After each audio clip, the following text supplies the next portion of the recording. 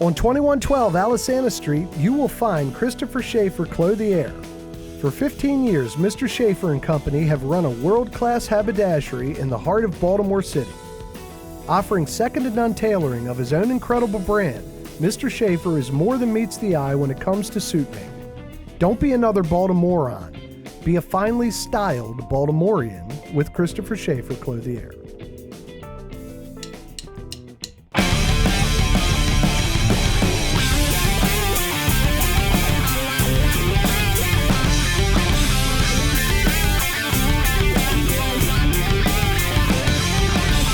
I can't remember who I was. Oh, half the things I have done. Right in my head so many times. I could be anyone. The party is over. What's happening in Baltimore? Another episode of Sanity Lounge.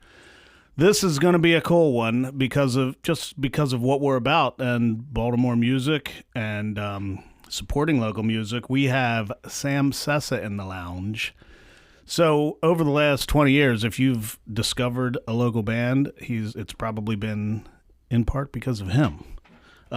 He's the director of events and community engagement for TMD. Jack of all trades. You were a reporter for the Baltimore Sun. We got First Thursday. We have Saturday Morning Tunes, Phish for Kids, Dead for Kids, the Pulse series that happened. Documentary film. Baltimore Unsigned, which eventually became the Baltimore Hit Parade, which ran from 2007 to 2022 or 23 or right around there. Yeah. The show started at the end of 2006 and ran to 2020. Or at the end of 2021. A solid 15 years for the Amazing, shows. Yeah. Amazing. Well, we have Sam Sessa. Welcome. Yeah. This is going to be a deep dive into the history of the Baltimore music scene, I would say, and a lot of other things. So welcome. Yes, thanks so much for having me. Really appreciate it. Yeah. So right off the bat, now he is an avid, you're kind of a hell of a get for Woe Davis because he's been an avid TMD supporter for many years. I love TMD. Over the past couple years, have gotten much more familiar with it and stuff like that. But he's a lifer. So I'm going to lead off just by saying when... I will note. Can you hold that? Sure. You're going to remember it? Yeah. So me and my wife met, and we've been married since 2009. We met in November of 2006, started dating in 2007, like February. So that's a long time ago. Yeah. That's about when you came on. Yeah. So there was no Spotify. There was no Shazam. But you guys did have a website and you did have a playlist. So when she got in my work truck, because I didn't have a car, I just drove around in my tweeter van. I love this this story. story. Little pieces of paper all over the car with dates and times. And she never kind of asked what they were. She's just like, dude, I think I'm dating like a psychopath. Like he's got dates and times written all over his car, like just on pieces of paper everywhere. She's like, what?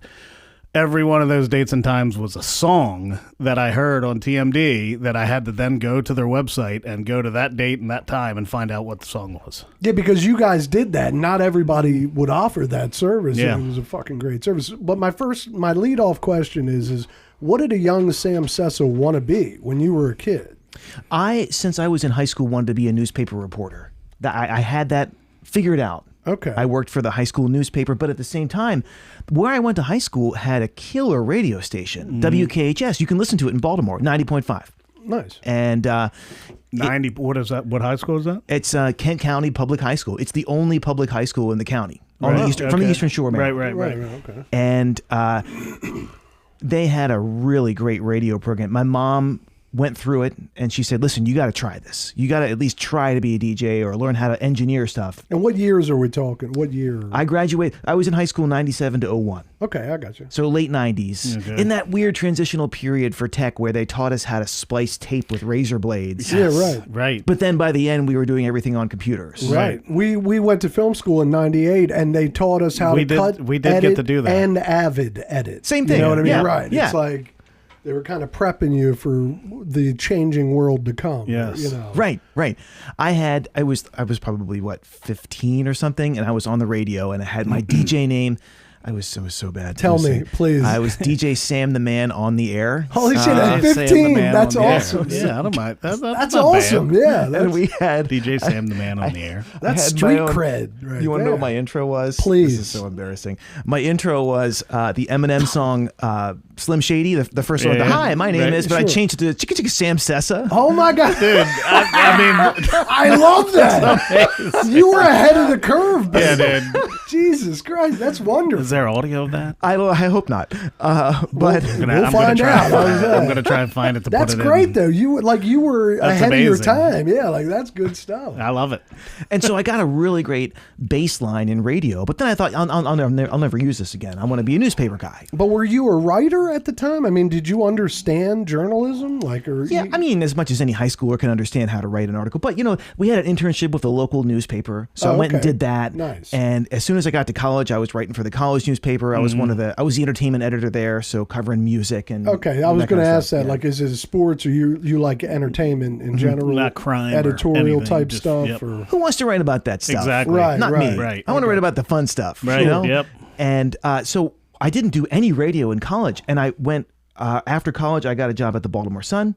I said I'd rather have an entry-level job sweeping the floors at a major newspaper than go to a local newspaper and have a reporting job. That was kind of my ideology was I'll try and work my way up. Right. right. And so I was offered a job at the Baltimore Sun as an editorial assistant. I took it. Now, don't go too quick here. Was that hard? Like, how did you land that? Is it just you applied, you were a good enough writer, they took you, or Or what did does you that start look like? sweeping floors? I was, Right, I was right. about to.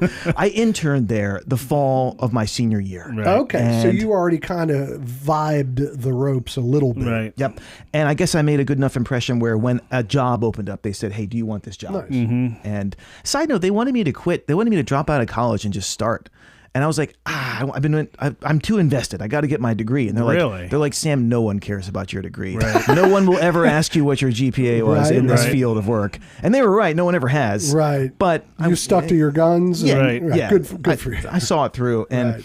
I started working there. And one of the perks of having an editorial assistant job is I wasn't a reporter, so when a story came my way, they would pay me freelance for it, which I loved. Yeah, right. But one of the early stories that came my way was do a profile of this new radio show that's being launched at WTMD called Baltimore Unsigned, hosted by Don Rogers, who's Mm-hmm. Yeah, my yep, favorite TMD yes. DJ of all time. He's my favorite, my personal favorite.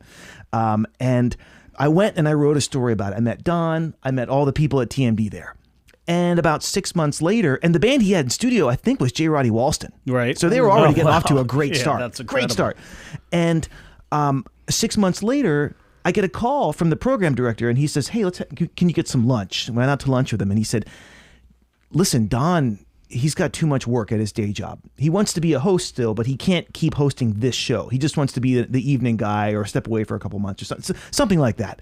And he said, do you have any experience on the radio? Nice. Because I know that you cover the Baltimore music. So I'd started writing about Baltimore bands and stuff. And what age are you at this point? 21. Nice, dude. Nice. And I said, I actually do have some radio experience. I didn't play in the tape. You should have played that Sam Shady, baby. Oh, Yeah, man. I can't. that'd have gotten you the gig. Period.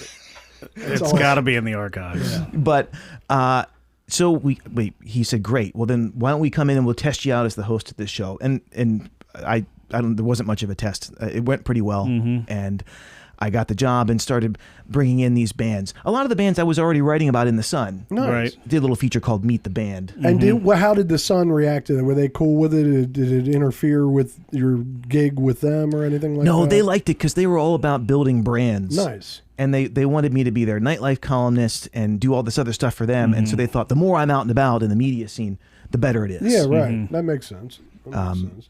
And it just so happened that I got this job right as the Baltimore music scene was really starting to blow up. Right. It's like being a Ravens reporter in 2000. Right. You just happen to be there when Right. it's on. Yeah. Right. You know, right. I'm not saying I'm the best whatnot. I just was in the room at the right time. Right. You know? Timing is everything, Yeah. really. I mean, and a little bit of luck and the right place and the right time and the right experience. Like you said, you picked it up 15 or at school. You did a little bit of radio that came in clutch. You know, that's all good shit, man. Yeah. So the Baltimore Unsigned, is that what you said? That was the first show, one. Yep. That was the first iteration of it. And we had some bands in. We had a band called Monarch in, who 6 months later got signed to Merge Records and changed their name to Wye Oak. That's so And, exciting. you know, which is Jen Wasner, which is, I mean, she's got a lot of, she's one of my favorite artists around. yes, she was part of the Americana scene. legitimately. She was playing with Caleb Stein and the Brakemen. They did a song together. It's great. And her and Andy were big in the Americana folk scene in Baltimore before they broke out as Wye Oak. Yeah. Right. But you know, she's just Yeah, she's solo, Wye Oak, and Flock of Dimes. I've seen her name, but I don't. She's Eastern Shore also. Okay. and she's Right? got they're Eastern Shore. I think she's from Caton, the Catonsville area. Is she Catonsville? They're from around here. They're from Okay. around here. She actually, fun quick side note, it's okay. She was a teenager. She was living out kind of in a farmland outside of, I guess, not far from McDonough. Right. And it got developed Yeah. into McMansions. And one of the people who moved in was Cisco. Nice, nice. And she said one day her and her friends knew he was home and worked up enough courage to go knock on the door. That's hilarious. And he answers the door in his pajamas or whatever, and he's like, what do you want? And they go, Cisco, we're huge fans. We live right next door. Can we get a picture with you? This is pre-cell phones, Right, it was right. smartphones, right? Yeah. And he goes, just give me 5 minutes. And he shuts the door. He comes back dressed up Nice. as Cisco. Nice. That's amazing. And he goes, now you can take a picture. And I have a copy of the photo somewhere. She showed me it at one point. And That's awesome. there's, 14-year-old Jen Wasner That's and her awesome. friend with Cisco. And I showed him once because I interviewed him for the Thong Song 15th anniversary. That's so fun. You showed him. awesome. and I yeah. got him to record a message for her That's to close amazing. the circle. And Did he remember them? Or I was to say, 'cause That's funny. that'd be a noteworthy thing. No, if, she's. I mean, she's on my bucket list for here. I mean, I know she lives in California, but I guess she comes back Right. once in a while. I'd love to have them on. I'd love to have them on the show. It'd be amazing. Hey, Yeah. Sam, before you go any further, let Sure. me ask you this. As a young man, what was your musical taste? Like, what were you into? well, before I got into WTMD's orbit, I was already listening to a lot of the same stuff. The more I think about it, I think in high school I was really big into classic rock. I loved the Pink Floyds and Allman Brothers, right. and ironically, a lot of the stuff we've been doing lately Right. at TMD, I used to love just deep dive, Grateful Dead, Yeah. all Right. that stuff. Love that music. In college, I got more into, I guess, a lot of contemporary jam bands at the time. Phish. I would go see Phil Lesh and Friends. Nice. I saw Disco Biscuits, New Deal. String Cheese, all that stuff. Right. And actually, I think I just missed the Pigeons guys because I graduated the year they started at College Park. Okay. But yeah, I was listening to all that stuff. But then as I got into my early 20s, it was more kind of indie rock. Right. And I'm like, well, what have I been missing? What about all these, the Death Cab for Cuties and the whatnots of the world? And I got really big into that Postal Service album that came out. And so when I got to TMD, it was like, a kid in a candy store. I was, just like you. I mean, I was riding around in my car going, remember this time. Right. Because Galler played something, or, Yes. Right, yes. right. Yes. or I got to go ask him in person next time. I say, what was that song you played? I don't know what it was, but I will note. I don't know. I'm not even sure if you know this, but growing up, he was musical. You did play the accordion, or do play the accordion. Nice. I do not as much as I used to, but I got to play it. Can I do one more quick tangent? Oh yeah, you can we, do as we many do we have- tangents. okay, great, Yeah, great. no problem. Yeah. Yeah. There's no time limit. I grew up playing the Yep. accordion. I loved it. I went to competitions. Wow. Well, now, is big that into from it. family or you just happened to dig it? Like, did anybody, or how did you come across the accordion? My great-grandmother wanted an accordionist for her birthday. Okay. They hired somebody, and I was like, what is this? Right. My mom was like, oh, God, not that. And Right. That's got to be a rough one to learn. especially in the 90s. Sure. Right. I mean, everywhere I went, I was, oh, look at Steve Urkel, blah, blah, blah, blah. Right, But the right. old people loved it. Right. Right. You know, Yeah, right. All the senior citizens were Right. like, look at this young man. On the polka Right. circuit, you'd be rocking, baby. Right. That's It's awesome. like- So what's the you played it? So I had, I'm on the board of Voyages, which is this event series that happens at the aquarium, where they bring in a different crowd than normally comes, i.e., no kids, in the evenings, and they ask a Baltimore artist to transform the space. Nice. Oh. And Oh, shit. I helped connect them with Dan Deacon to do an installation thing there. And what he did was he hired 40-some musicians and put them all in the little nooks and crannies as you walk through. Yeah, right. So all kinds of sitar, drums, bass, accordion.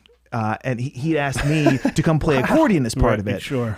And they had a backing track that we all had Bluetooth headphones that we were listening to and instructions on what to do every minute. So you'd walk through and you'd see everybody up close and hear what they're doing, but then you get to those middle escalators and Right. you'd hear this whole melange of the whole thing happening at once. When That's was awesome. this? Yeah. This was last November.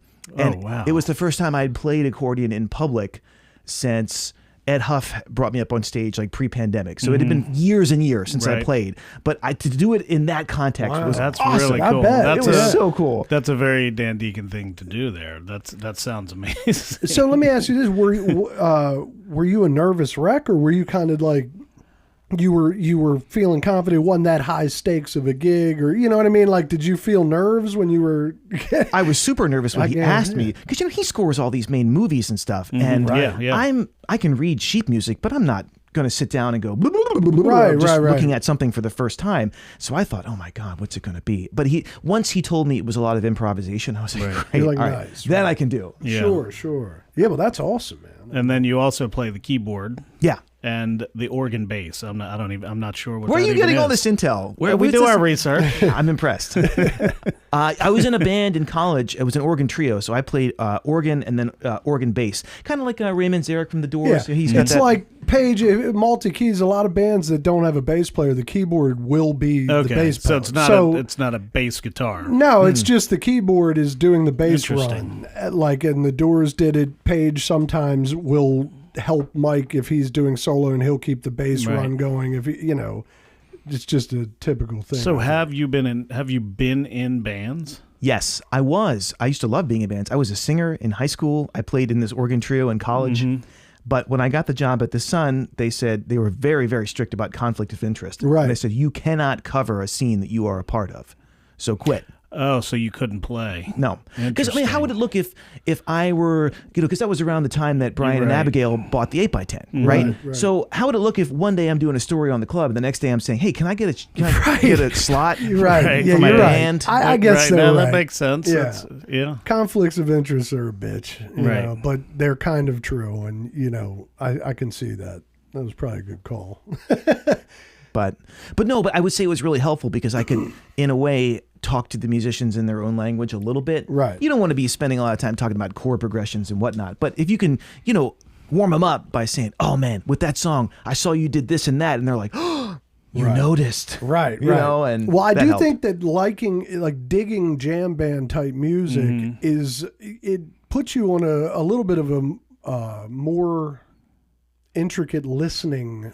Like if you're in the jam band world, you get used to picking out instruments and focusing and really hearing them. Sure. And I do think it helps your musical vocabulary, with whatever genre. And so, that's probably the same kind of vibe. Like, they're just like, man, this guy can pick out a good jam part, I mean, Sure. like that. It's all part of it acquires when you're in the jam band world. That's what I love about that shit. I don't know. That's a great point. Yeah. Yeah. Who were some of so when you started covering the bands, I mean, who were some of the ones back then? And I've read so there you did an interview with Baltimore Magazine in like 2017. That's where I got some of the information from. Okay.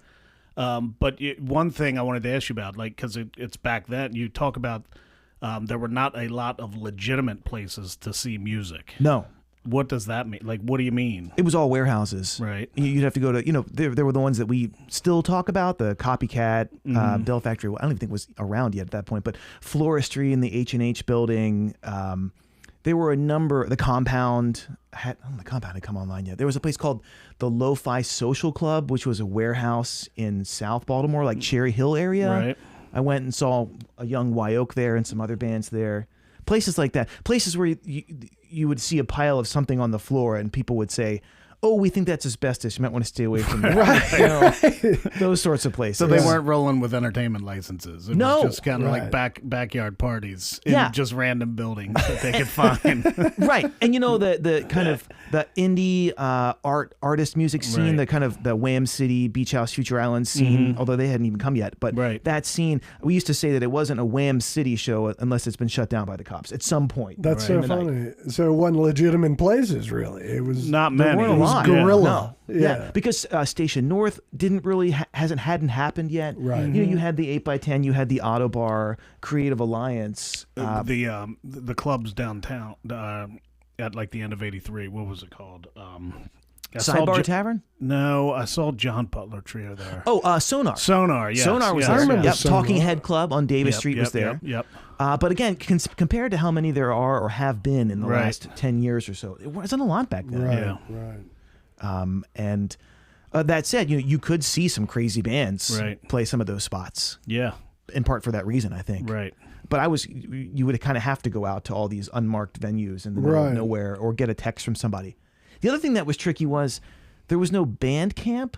Right. I was finding bands on MySpace. Yeah, MySpace, yeah, right. That's what I was nice. just going to say. Like how, I mean, I guess once you got in, people were probably like giving you like, hey, there's going to be something here. You should come cover it. Or you were starting to get tips, I would imagine, where you start finding out where all these places are, but you had to find them at first.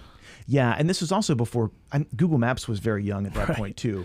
I got lost so often. That's the thing. I feel like old man. Everybody syndrome. was printing out their Google No, I Maps. love the Everyone memes was where lost. it's like you can't like talk on your phone in the car, but we used to drive around like pulling CDs out of the visor while like holding MapQuest directions, like driving with our knees. Well, Like we we're- had a 3-foot we're like bong in the middle of right, us. yeah, like operate, it was yeah, operating. nuts. We're like doing actual work driving. Right.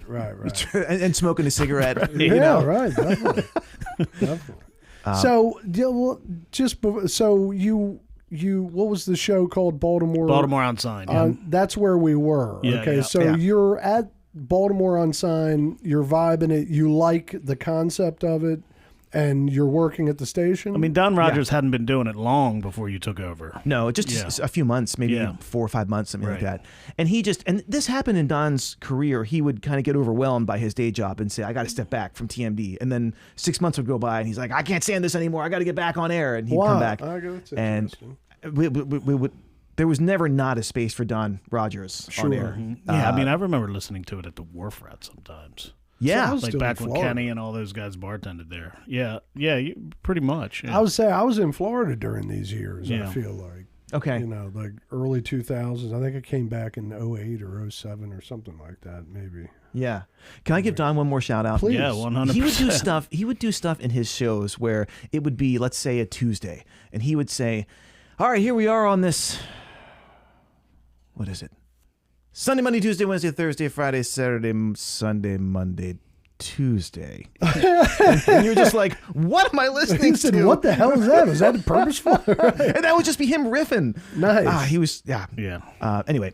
Yeah, a good DJ is a good DJ. Mm-hmm. Like, Yes. and you can't explain it really, but it's like they're just good at being hip or something in the moment. You Yeah, know I've what I talked. mean? He still comes to First Thursdays every now and then. Yeah. Yeah.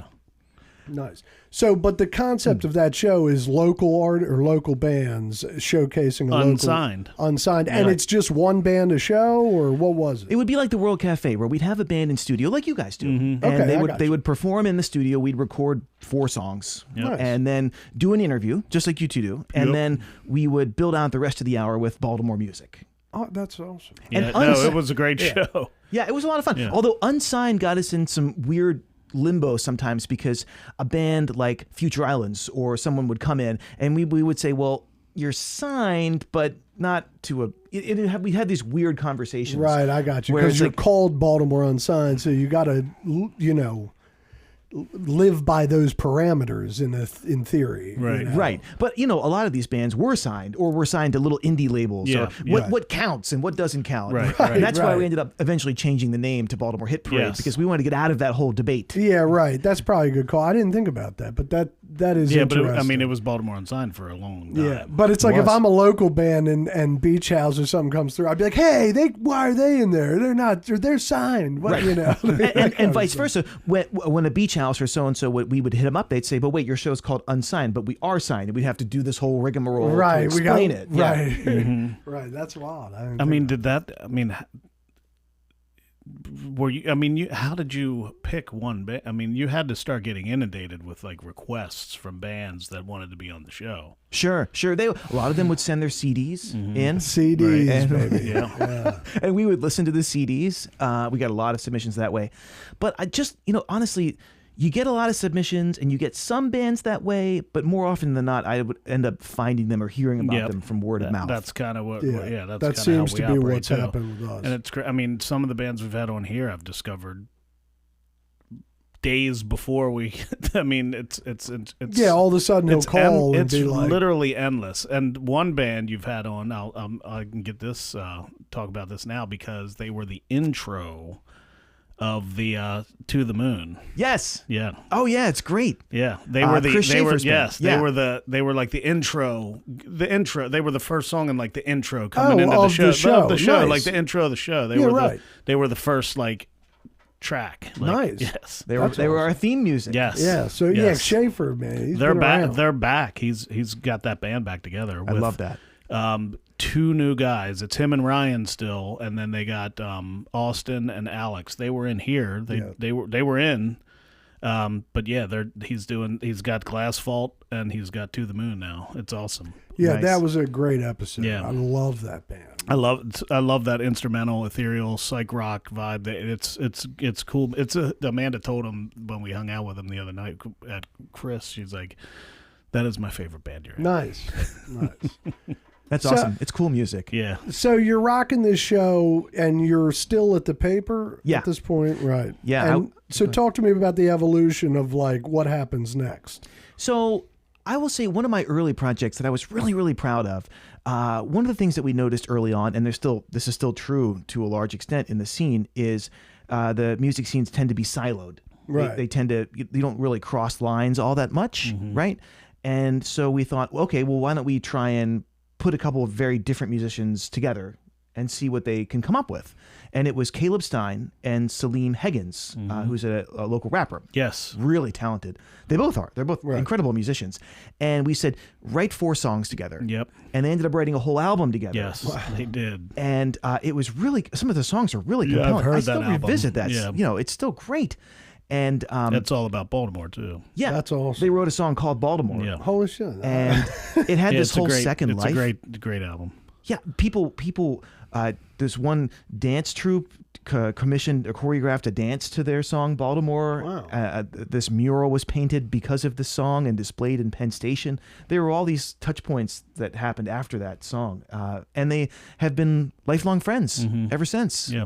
So that And was you guys put them together. It's awesome. It was really unexpected and cool the way it turned out. That's awesome. And it was nice because I could do that at TMD and then write about it for the Sun. Right. So Yeah. sometimes I'd get a little bit more juice out of the squeeze. Right.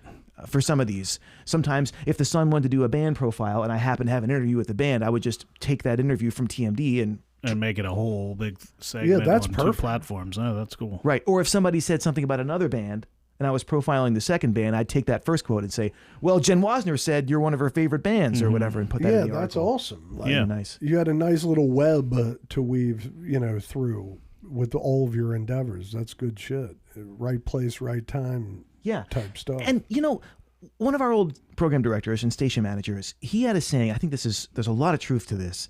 He said that in order for a band to be legitimized as a band, they need a really strong local radio station. They need a strong local newspaper or some sort of magazine, printed product, right?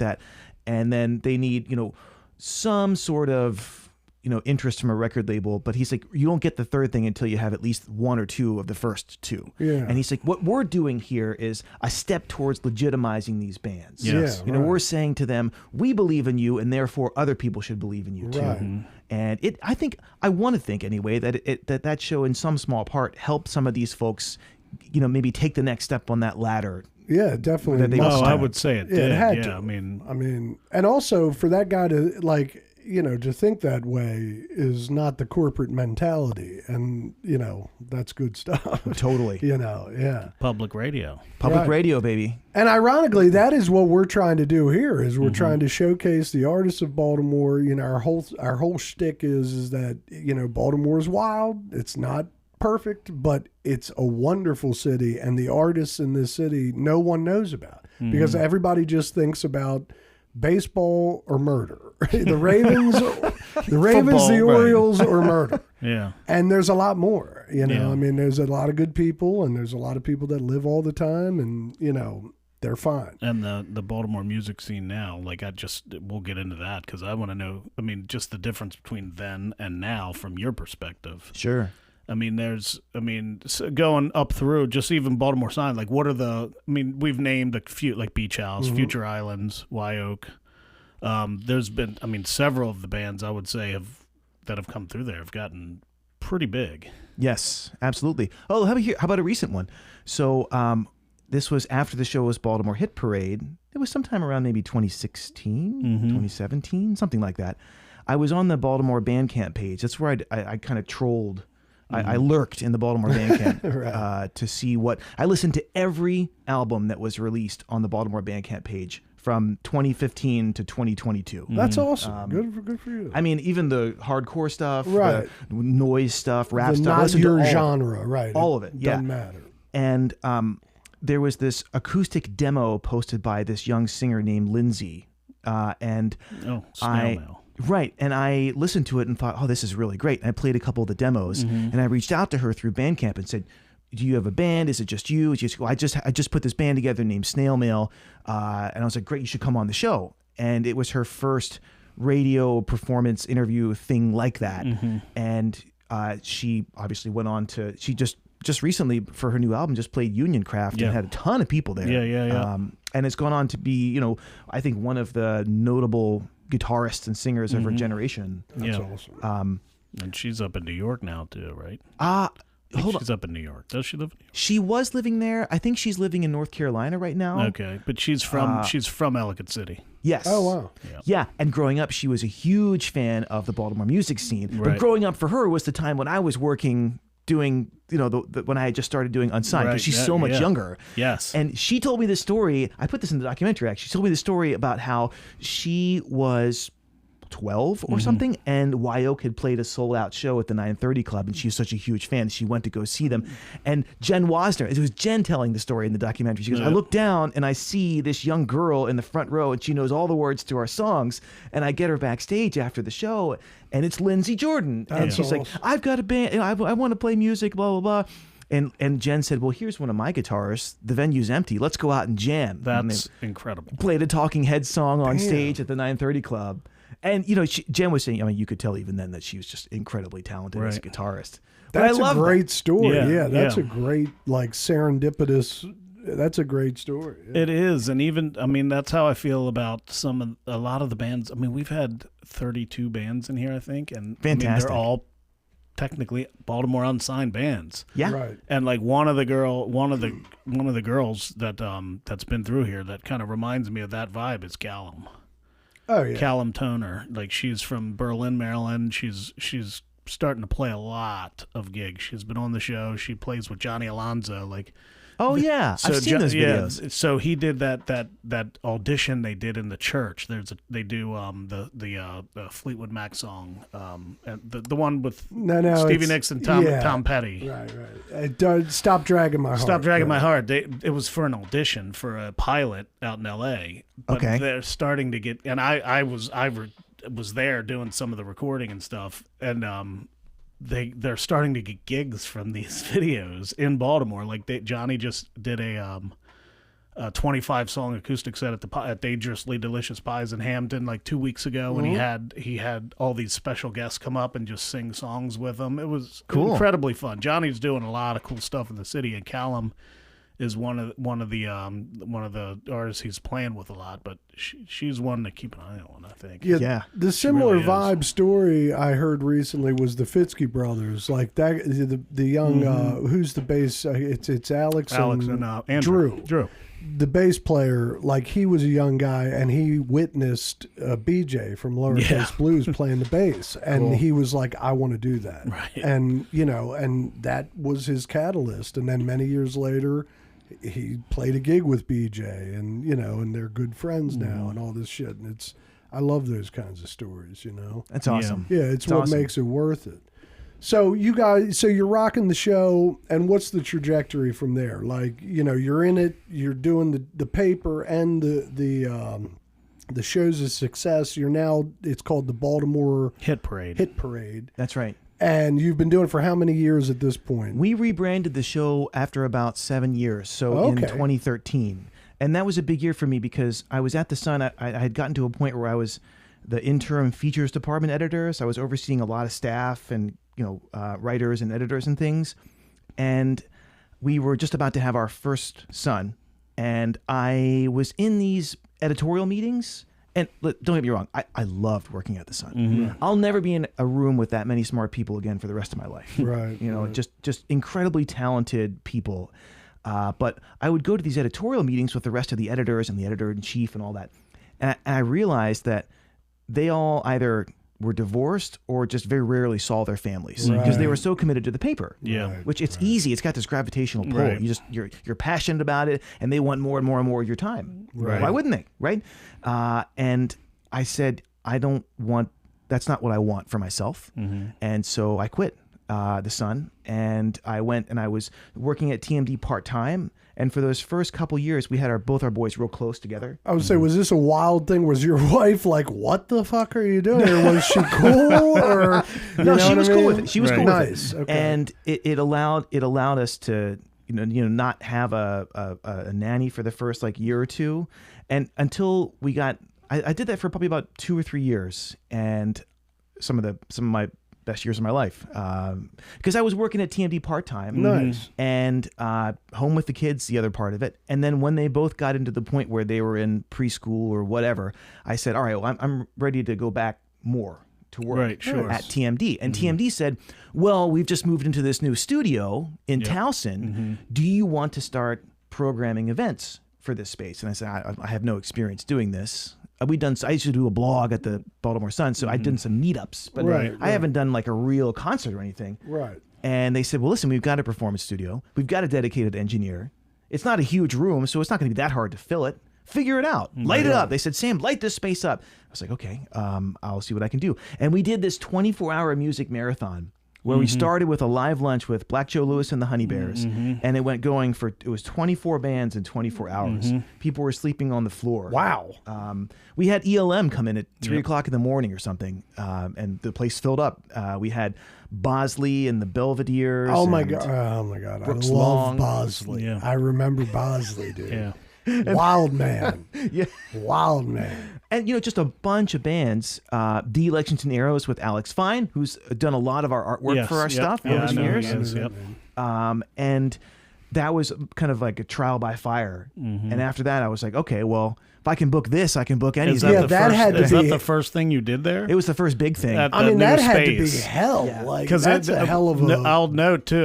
You probably don't know this, but before that, they were in like the basement of Towson University. Oh, wow. Amanda used to go hang out there with her friend because she went to Towson during that time. Wow.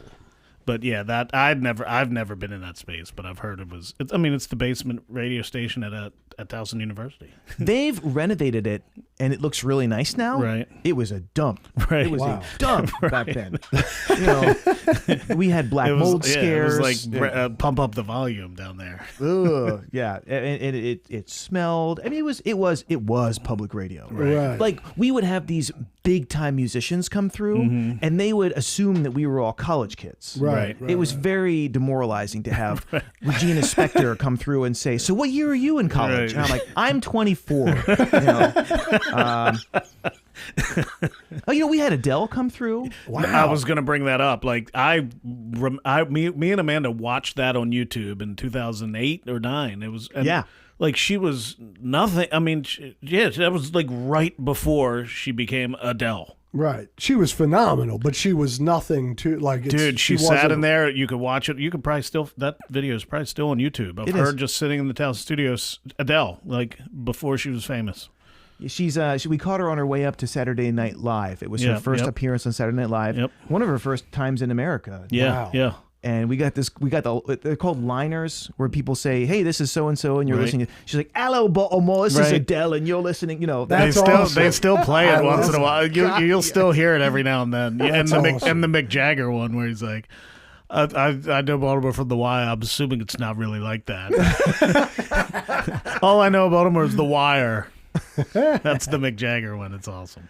but we had a bunch of Yeah. people come through, and they would come into this dumpy little basement studio Right. in Towson University. What would you think? You know, Right, of course right, you think right. we're all students, and this is Yeah. a joke. Right. But They were there for sympathy. They're like, go hang out with these students. They're like, okay. Yeah, like, we're not students, damn it. they're probably looking at their managers like, "Where am I? What is going Right, on here?" right. But it's press. Yeah. That's awesome. Yeah. yeah. So you're in the basement, or no? You're in the Towson studio. That's much better than the shithole. Yes. part. Right. I will note it's debatable whether Saturday Night Live is why Adele blew up or that. Right. The I East mean, Coast. you can't say definitively for sure which Right. one made her famous. Right. The ratings. I feel like it's probably leaning towards It's you guys. a great because she does Chasing Pavement. It's phenomenal performance, like phenomenal because it's still Adele's being Adele when she was 19 years old. Right. Right. It's crazy. right. Yeah. In the new studio, it was everything that we wanted out of the old studio. People took us seriously for Yeah, the first right. time. That's Yeah. the People thing. would come in and say, "Oh, this is what is this? This is sorry if I just peeked there, Yeah. but yeah, they would say, so we had Nora Jones come through. Oh, wow. With her band Puss in Boots, which was a vanity project that she did covers and originals and stuff with them. They were awesome. Yeah. It was one of those things where Nora would stand there and you'd say, "What's the big deal?" And then she would open her mouth and you'd go, "Oh, Right. Right. that's Nora Jones." Right, And right. Chrissy Hine came through. Yes, she Wow, did. that's fun. Dude, I'm And you're- so mad that I missed that because these are free. Like Right. you just reserve RSVP. Yeah. Yeah, And you're still- interviewing them. So I did not the interview morning, those two. whoever the DJ is at the Yeah. time. Right. Yeah. I Now- interviewed some of them, but not a Yeah. lot of them. Usually it was that would usually be, like Alex. I got Carrie, you. I think, did a few. But I went to several. I mean, the band would be up there, and Alex would just be standing off to the side.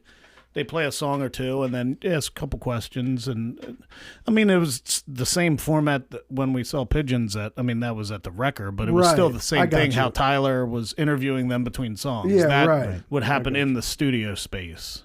Did you ever have a bad experience with any of these cats that was noteworthy, or? No, but there was a couple funny. There was I forget Chrissy Hine. Okay, Chrissy Hine.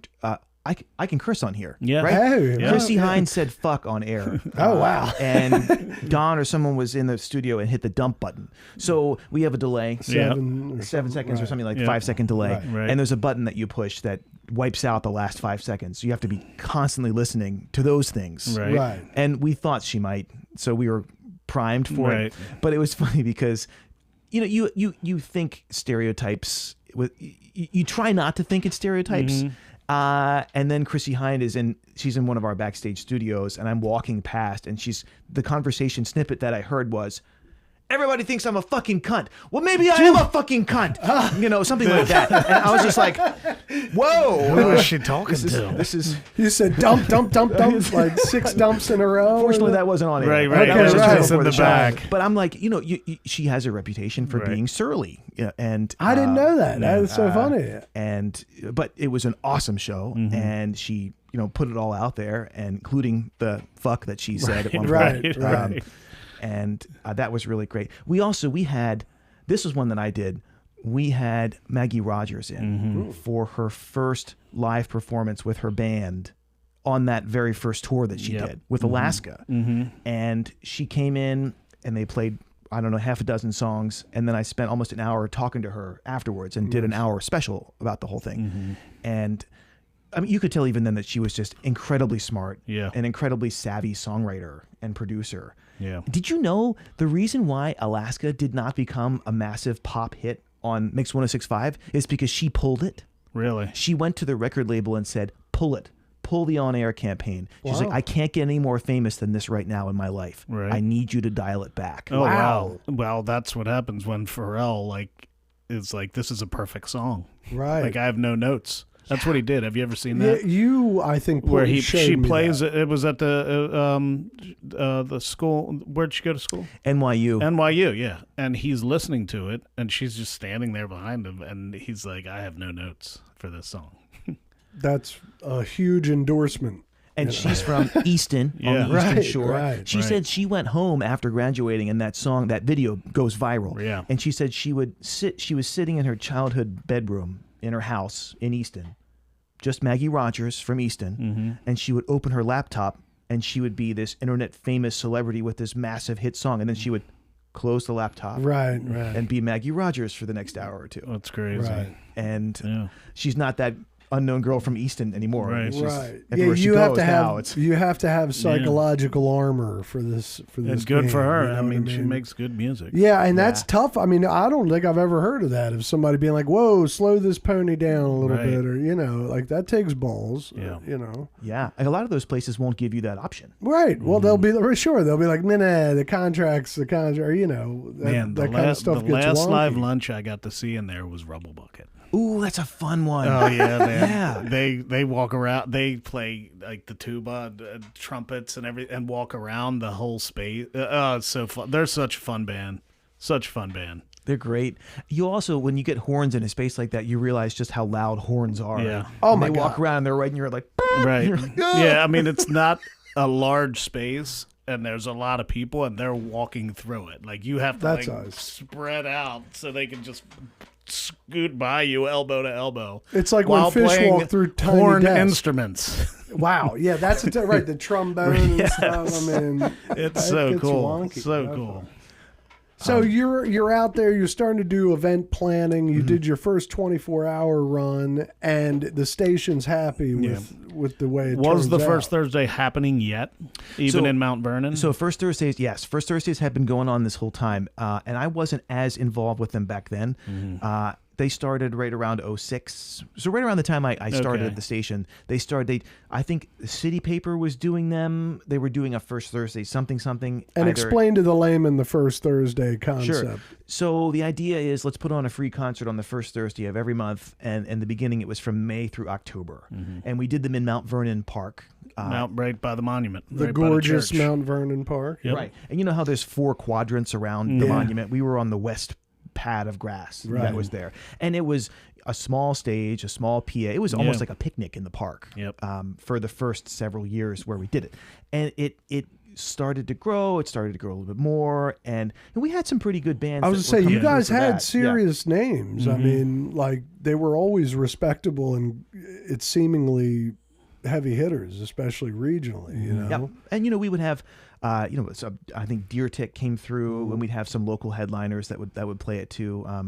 Some great bands. Right. And it started to get crowded, and it started to get uncomfortable, and then it started to get a little unsafe, where there were people in the roads on the side of the grass, and the mostly old ladies who ran anyway at the time the Mount Vernon Place Conservatory whatnot would get so upset with us because the grass something happened to the grass, something always happened to the grass. And so that earthquake hit. Remember the earthquake? Yeah, the weirdo earthquake of 2011. Yeah, right around there. Yeah. And it damaged the Washington Monument. Yes, I remember. Right. And so the city said, you got to go somewhere else while we fix this thing. Yeah. And so we said, all right, fine. And looked around, and we decided to go to Canton.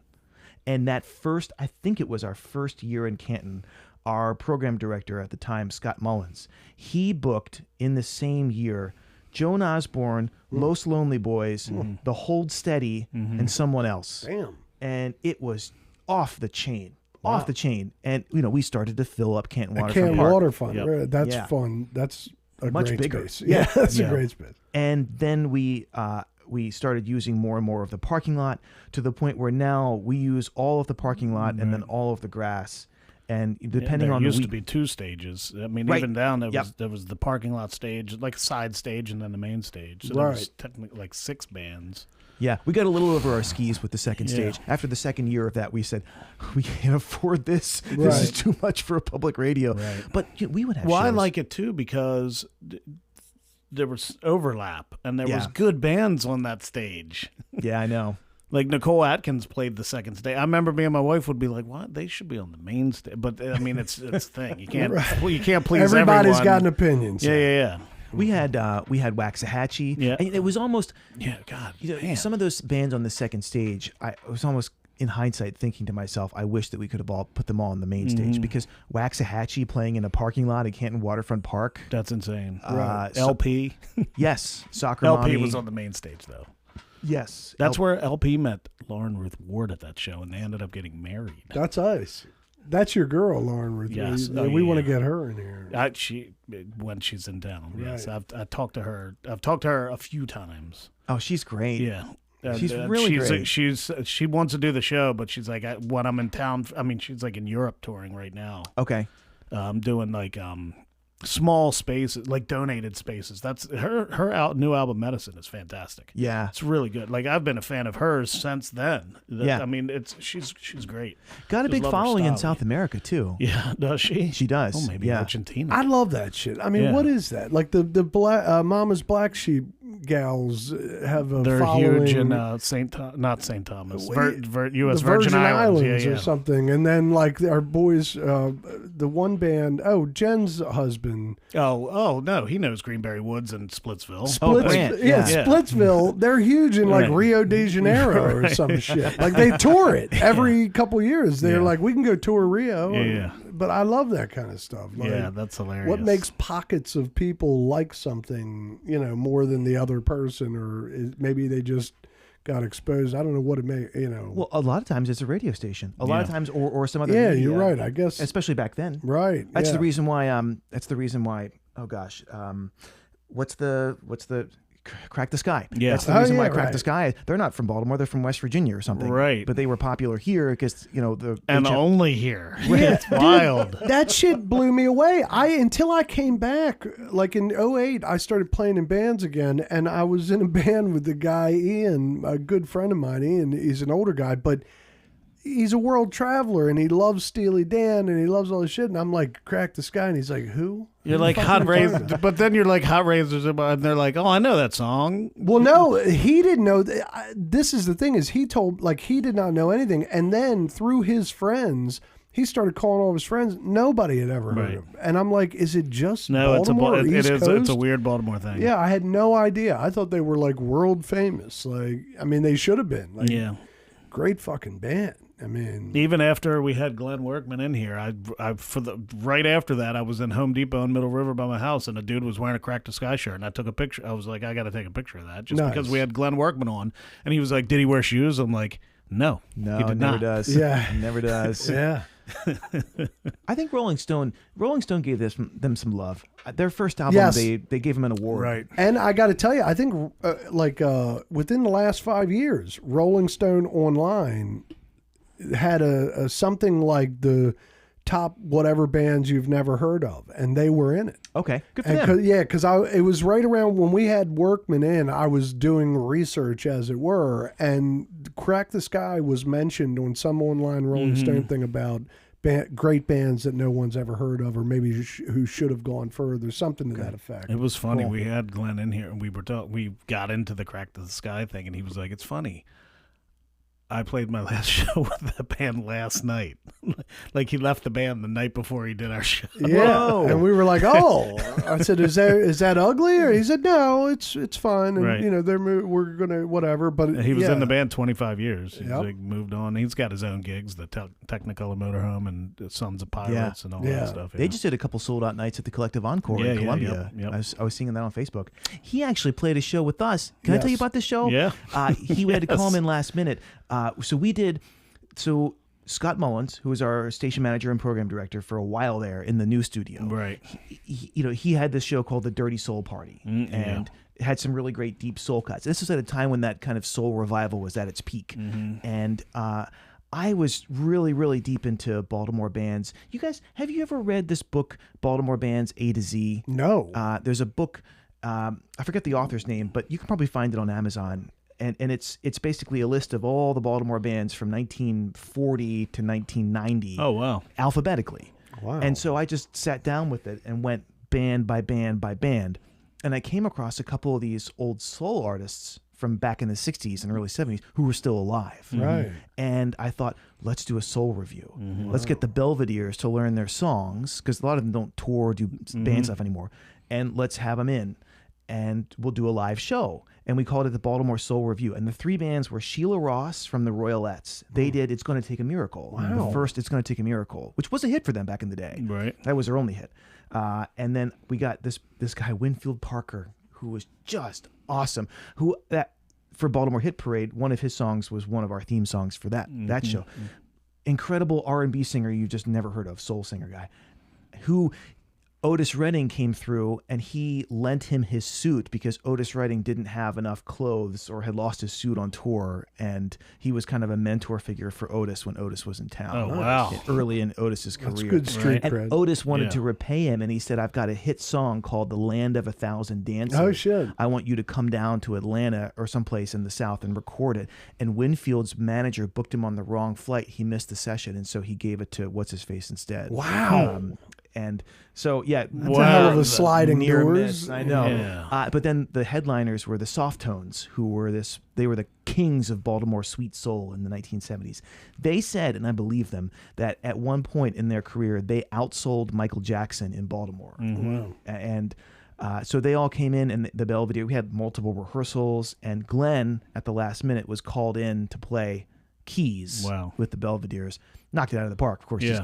Just Glenn Workman. Right. But it's still one of my favorite shows that I've Yeah, ever what done. a great concept. You're a heavy thinker there, Sam. I mean, like as far as this music stuff goes, I mean, it's good stuff. You're thinking ahead of the game. You're thinking outside of the box. You're doing research. So these these are things. Are you doing these shows on air? Yeah. You're still on air because you're on air rarely nowadays. That's you right. do the fun drives and things like that. Yeah, they were. So I would do my show on air. We would do these live shows, and we would do evening shows.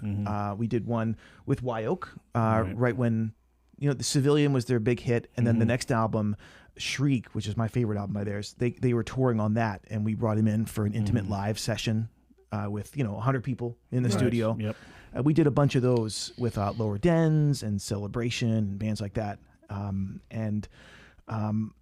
As First Thursdays grew and as my role producing events grew, I started Saturday Morning Tunes, which is a family-friendly concert series, because I had young kids. Yep. And I was like, I want to go see music. Where's the good music in the mornings when I can go with my kids?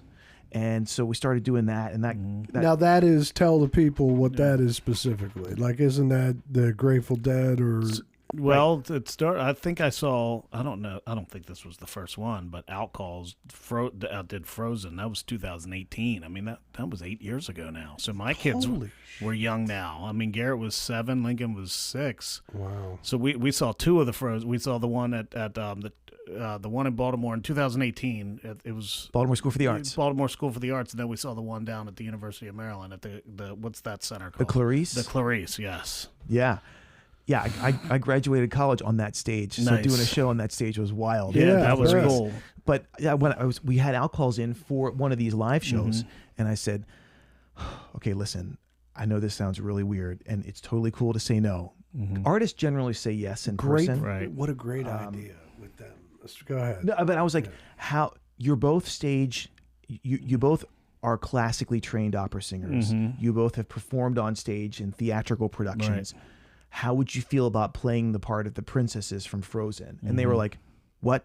They said, "Are you serious?" And I said, this could do very well for us, Right. and for you. Just consider it.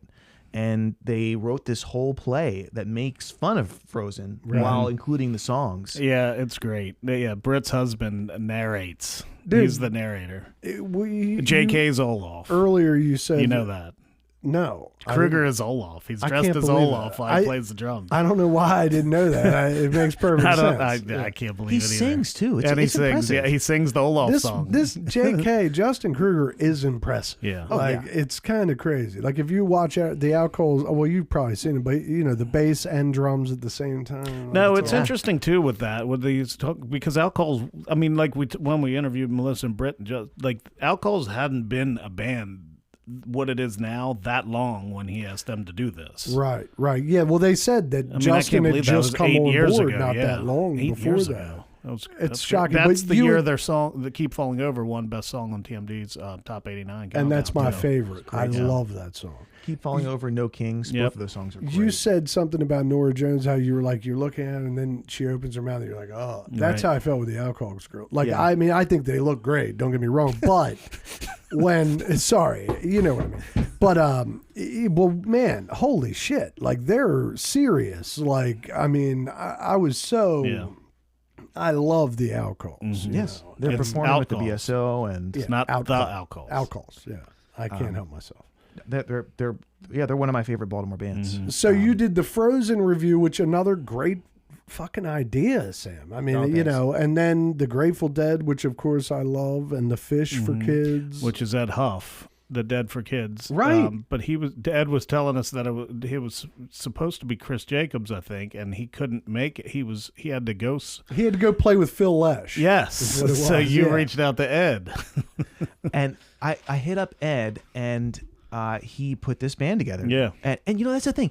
If I will only do a Saturday Morning Tunes if the band is something that I want to see. Yeah. Yeah, If right. the musicianship is that good. Right. Because why would you want to see somebody who's not good playing these songs? Or why would you want to see kiddie music? Right. You know, we tried that earlier on in the series, and I got tired of that really quickly. Right, I was like, I right. want to see Foam doing Yes. Phish for Kids. Yeah, right. I want to see Ed Huff doing Grateful Dead. And sometimes he does have Chris and Mookie and all these Yep, other yep, yep. insane musicians Yeah. playing for families. Right, on a Saturday. Yeah. Right. It's Yeah. like I'm yeah. almost embarrassed to say I've not seen Foam. I haven't seen the band. I haven't seen Foam. They're good. I have not been. We have not gotten to one of those Foam shows. And we do, a couple years ago, we started Taylor Swift for Kids. Oh yeah, With and that was Enslow. Enslow. Enslow, Yes. that's our girl, That yeah, was a we hard. love That was a Enslow, hard yeah. RSV to get, dude. That would sell out pretty quick. Yeah, and she looks Yeah, like that's Taylor awesome. Swift Yeah. on stage. Yeah. She would do a meet and greet after the show that was more time than the show. Right. And all these young girls would come up. I Yeah. thought they were. I think they thought that she was Taylor Some Swift. of them probably did. That's all. Yeah, She that's loves amazing. that though. Yes. I bet. Oh Like, hell yeah! Yeah, It's she great. loves that. Yeah, God, what she's- was that conversation like when you asked her? Again, it's one of those things where I had to kind of say, listen, I really respect your original music. Yeah, sure. We're playing your original music, But we have a thing. but how would you feel about this? And I talked to her about Outcalls, and there is a precedent here.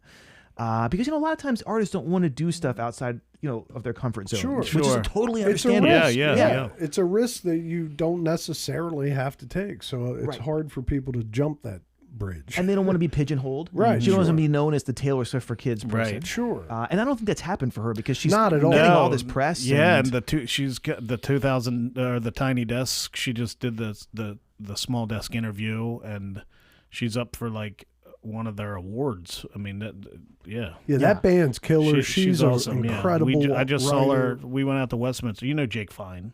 yes. So he's got Fine Tune Productions Yeah, now, and sure. he put on. Technically, it was like his first event at the Wakefield Valley Event Center, and it was Daphne Ekman and Enslow, Cool. and then there was a third band that's escaping my mind because I hadn't seen them before. Yeah. But it was great. It was a great show. Fantastic. A lot of people came out. They had free, like a brick oven pizza guy was there, but all the donations went to Fine Tune Productions. Like Jake's doing awesome stuff out in Westminster, getting music out there. Good for him. Because we're Westminster guys, so it's nice seeing him doing that there because there was never that when we were growing up. Yeah, out talk there. about no live music. Like Westminster's like Footloose. That's when we were not growing up. true. That is 100% not true. I take that back because I used at Johansson's. I mean, you weren't really even in this. Right. At Johansson's, every week I would see June Star at Johansson's. Oh, Is okay, that sure. right? Yeah. What, downstairs? No, or upstairs. No, they weren't downstairs band. They were an upstairs. They were classy band. something? Yeah, And but it where was- where would they set up? In the front window. This was Joe Hanson's pre this renovation they did. Oh, okay, I got you. And it was only like a trio, and Alan Zepp was the drummer back then. Our Mr. English Zepp. teacher at Westminster High School was the drummer. Nice. Rest his soul, right? No, I don't. I think he's alive. For some He's just reason, I not part thought of he the band passed. anymore. I mean, Andrew Gray, I've talked to him fairly recently at a woodshed about coming on the show, and then a million things happened. But the June Star's still playing. They were always big and hungry when we were growing up, and I'll tell you why. I'll tell you why, because Western Maryland College, before it was McDaniel, was Western Maryland, and a large population of the student body was from Hungary. Huh. And they would hang out at Johansson's, and we all knew them. We'd all go smoke with them in their dorm or Right. in their apartments on Center Street and everything. And that's why June Star was big and hungry, because a lot of the students at Western Maryland College in the late 90s were Hungarian. That's funny. Who'd have thought? That's good trivia. That's Good music. yeah. Oh, it's real good. I love Andrew Grimm's vote. He's got a real cool, unique voice. Yeah. I like it. So you're doing the stuff for kids, the events in general. What about like, are you responsible for organizing the film festivals and stuff, or getting those to come through, or? So for New Next, a couple years ago, the Maryland Film Festival announced that they were taking a hiatus to kind of regroup and reorganize. Mm-hmm. And Dan Deacon, the Baltimore musician, I think we were talking about him earlier. He called me and said, it's a real shame that they're not doing this. And I said, yeah, I know. It's a real bummer. Hopefully they can get it back together again for next year. And he goes, you should do a film festival. And I said, fuck off. I don't know anything about film festivals. He goes, you do First Thursdays. And I said, so what? And he goes, so that's a festival. So you do the festival and you get Eric Hatch to do the films. Mm-hmm. And I was like, I've never worked with Eric. Film festivals cost a lot of money. Where are we going to get this money? Yada, yada. And Dan was like, listen, I'll be your spirit guide here. If you need me for something, broader advice, ideological stuff, call me. He's like, but you should do this film festival. I'll connect you with Eric, have a conversation with him. And we talked, and we wrote out a budget, and I was able to... And Eric is... So Eric Hatch was the programmer for the Maryland Film Festival for many years. Okay. And then parted ways with them. So he was doing some other film festivals in the country at the time, but still living in Baltimore. And he has his finger on how maybe to do something. Totally. towards it, Because right? he had done so many of them with Maryland Film right. Fest. So he knew all the ins and outs of it, which I did not. And I was able to go out and get enough grant funding to get the green light from WIPR. And we went full steam on it, and it's really taken off. Yeah. Yeah. Well, we did it. We covered it last year. Right. It was fucking great. I Yeah, couldn't it was believe great. it. It was. Thanks, guys. Yeah. In Zapata to the west is still one of the coolest things I've watched in the last decade, probably. One of the most interesting films I've ever seen. Is that the one where he's wrestling crocodiles? Yes. Or Yes. It was so cool. And the way it was shot from like the third person, like you're almost watching a video game or playing a video game. Yeah. Black and white. Very, very little dialogue. Yeah, I mean, it was hard living. It's a real story about this old man who just And the goes middle- out the- for a long time by himself, leaves his wife. The scene of him wrangling the alligator Unbelievable. solo in waist deep water in the rain is wild. And was it's like a wild, 12 wild minutes. film. It's Yeah. like 12-minute scene, and you're just like you can't breathe the whole time, and he's just calmly very doing calm. all this stuff. I mean, it Very was cool film. incredible. And then, not to mention, it was capped off with a viewing of Commando Yes. with Stavros, Which was amazing. which was absolutely I mean, it was so. I knew it would be fun, but Yeah. like it was a fun time. Did you stay and watch the movie? I watched most of it, but I had to. The problem is I don't get to watch most of the movies. Right. Yeah, Because right. I'm running around right. putting Sure, fires out. and things. sure. Well, that's why we didn't, because we were sitting out there hanging out. But that one was a point. But I get it. You can't just sit in there and watch the movies Because, dude, that night, like, that was just a fun thing. Like, no one took the movie serious. Like, it was the right thing. It was like we all just had a great time watching the movie with Stavi, and then afterwards we got a chance to talk to him and stuff like that, and it was perfect. Like, Yeah. But I was really impressed with that. And how many years have you done that? We've done 3 of them. 3. So this will be our 4th one coming up this October. Yep. And it's become this really cool confluence of the Baltimore music and film scenes. So for the first 2 years, Beach House presented a film. Yep. And Animal Collective has presented films because they do a lot of scoring, and Dan has hosted Q&As and this and that because he's very deep into the scoring world. Right. It's a whole second life for a lot of these musicians for their careers is writing music for soundtracks. Yeah, or nowadays, scoring films. especially because so many people, like, it's not like you only have to be a studio to make a film. Like, now a lot of people can make films, and a lot of people are looking for original music for it. and Right, stuff. right. And so it was cool to kind of see those kind of scenes come together. And then you had it's not just Baltimore Baltimore filmmakers. We've got them from all over the world coming in for it. And listen, I'm not in the film world. Eric, that's his purview. Right. But from what I understand, it's become a pretty well-regarded film fest among indie filmmakers in the country, which is really cool to hear. Yeah, and speaking about the Enzapata, like they flew that dude in to be there for that event. He was so grateful. Yeah. He was such a nice guy. The director. Dude, that shit, I mean, what an intense life. Yeah. Like, I mean, talk about hard living. If you think we got it rough, Right. watch that. You know, that shit was intense, but really good stuff. But I got to tell you, being boots on the ground there this time, he and I spent a couple days there, and most of the artists that came through were jocking it. Like, this is the place. Like, we're, the vibe was, it was the place to be. So just for the record, it seems like the artists feel that way. That's good to hear. All around. Yeah, That's because- great. Yeah, it was really fun. It was a good time. So you basically are the jack of all trades for anything live TMD. Live for WTMD and WYPR. Okay, now YPR is what's that? That's on the a dial? new. I mean, it's fairly new. The joining of the two stations. Right. So 88. Yeah, go ahead. I was going to 88.1, right? Yep. Yeah. I was supposed to say what's They're that on the dial? they're married. Okay. Well, Yeah. brother and sister, I guess. So WTMD was put up for sale without our knowledge. That's a whole other side story. But Corporate fucks. well, the Towson University, which held the license, from what we understood, was going to sell us to a Christian syndicate network, which would have just laid us all off. Oh my God! And I heard that, but I thought it was like a joke. I mean, legitimately. yeah, the whole thing was so surreal.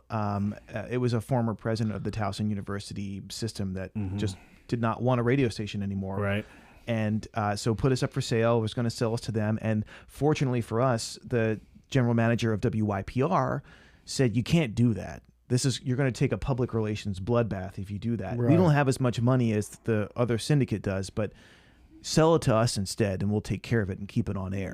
And they did, Nice. to their credit. Yeah. That's And, good. I mean, So WYPR bought us, and then we kind of became this large. The company that owns both stations is called Baltimore Public Media. Yes. okay. So it's if WTMD is the NPR music station, WYPR is the NPR news station. Yes. okay. And this happens in a lot of cities. Yeah, where right. sometimes even the public television station is all owned by the same nonprofit. Right, 98. In like 98 and Channel 11 News or whatever, they're kind of the same, under the same umbrella. Hearst.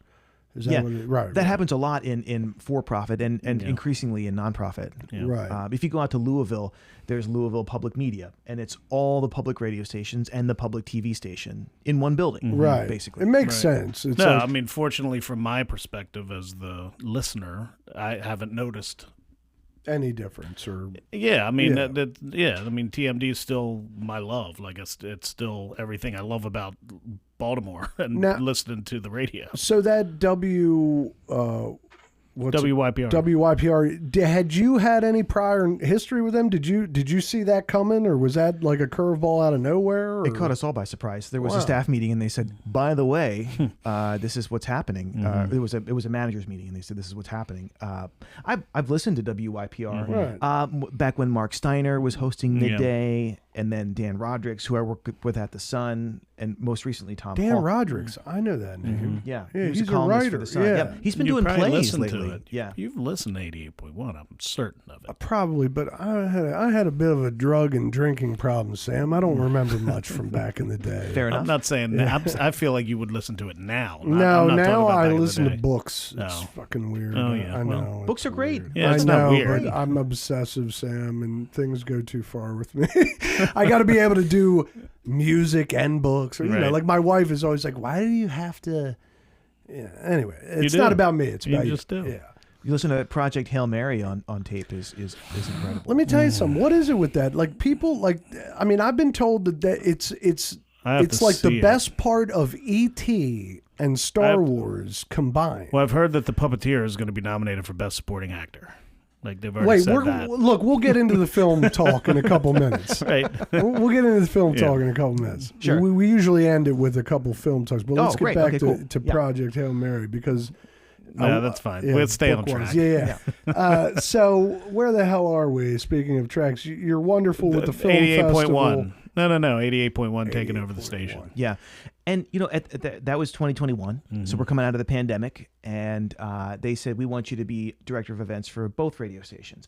And that's when I said, I don't know that I can do that and still be on air. Right. And I'd been on air for 15 years. Yep. I felt like I'd said everything I had to say Right. at that point. And I'd hosted the show, but I'd done all the fund drives, you know, going on. I still do that. I still Yeah, go on air yep. and say, this is why you should become a member of WTMD. Right. And I'd filled in for people over the years. And so I felt like I'd done it. Yep. And I said, you know, I'm ready to try to do bigger and more events. Yeah, that's good. And that's when we kind of launched the film festival, and Saturday Morning Tunes kind of reached some new heights recently. Just this year, we sold out Nevermore Hall, the old Rams Head Live Space, Right. twice in a day for the K-pop Demon Hunter show. Yeah. That we did. Damn. Which is Oh, words I he- never thought yeah. I'd say. So him and Rachel, him and her girl Rachel covered. They went down because Johnny was just in a film called Days of Sodom, which is a Crow fan film, which Brian saw. So Elena Moscat, you know who she is? I've heard that name before. She's the creator of the Rosemary Street series that Johnny's in. Okay. But she had a film festival at Harbor East last weekend, and Days of Sodom, Johnny's film, was screened. Damn, what the hell was my point? Paul Chit. So I met He got to meet this guy. His two students created K-pop Demon Hunters. Yeah. No way. This guy, Paul. No way. Yes. So that's so look, cool. I'm He's like, at they the, always mention me in interviews and stuff like that. Yeah, Rachel and I were at the film festival, and it was great. And trust me, DOS, Days of Sodom, it was well worth it. But they had a nice panel before the film showed, and I got to meet Trey Chaney, who Yeah. played Poot on The Wire. Cool. Yeah.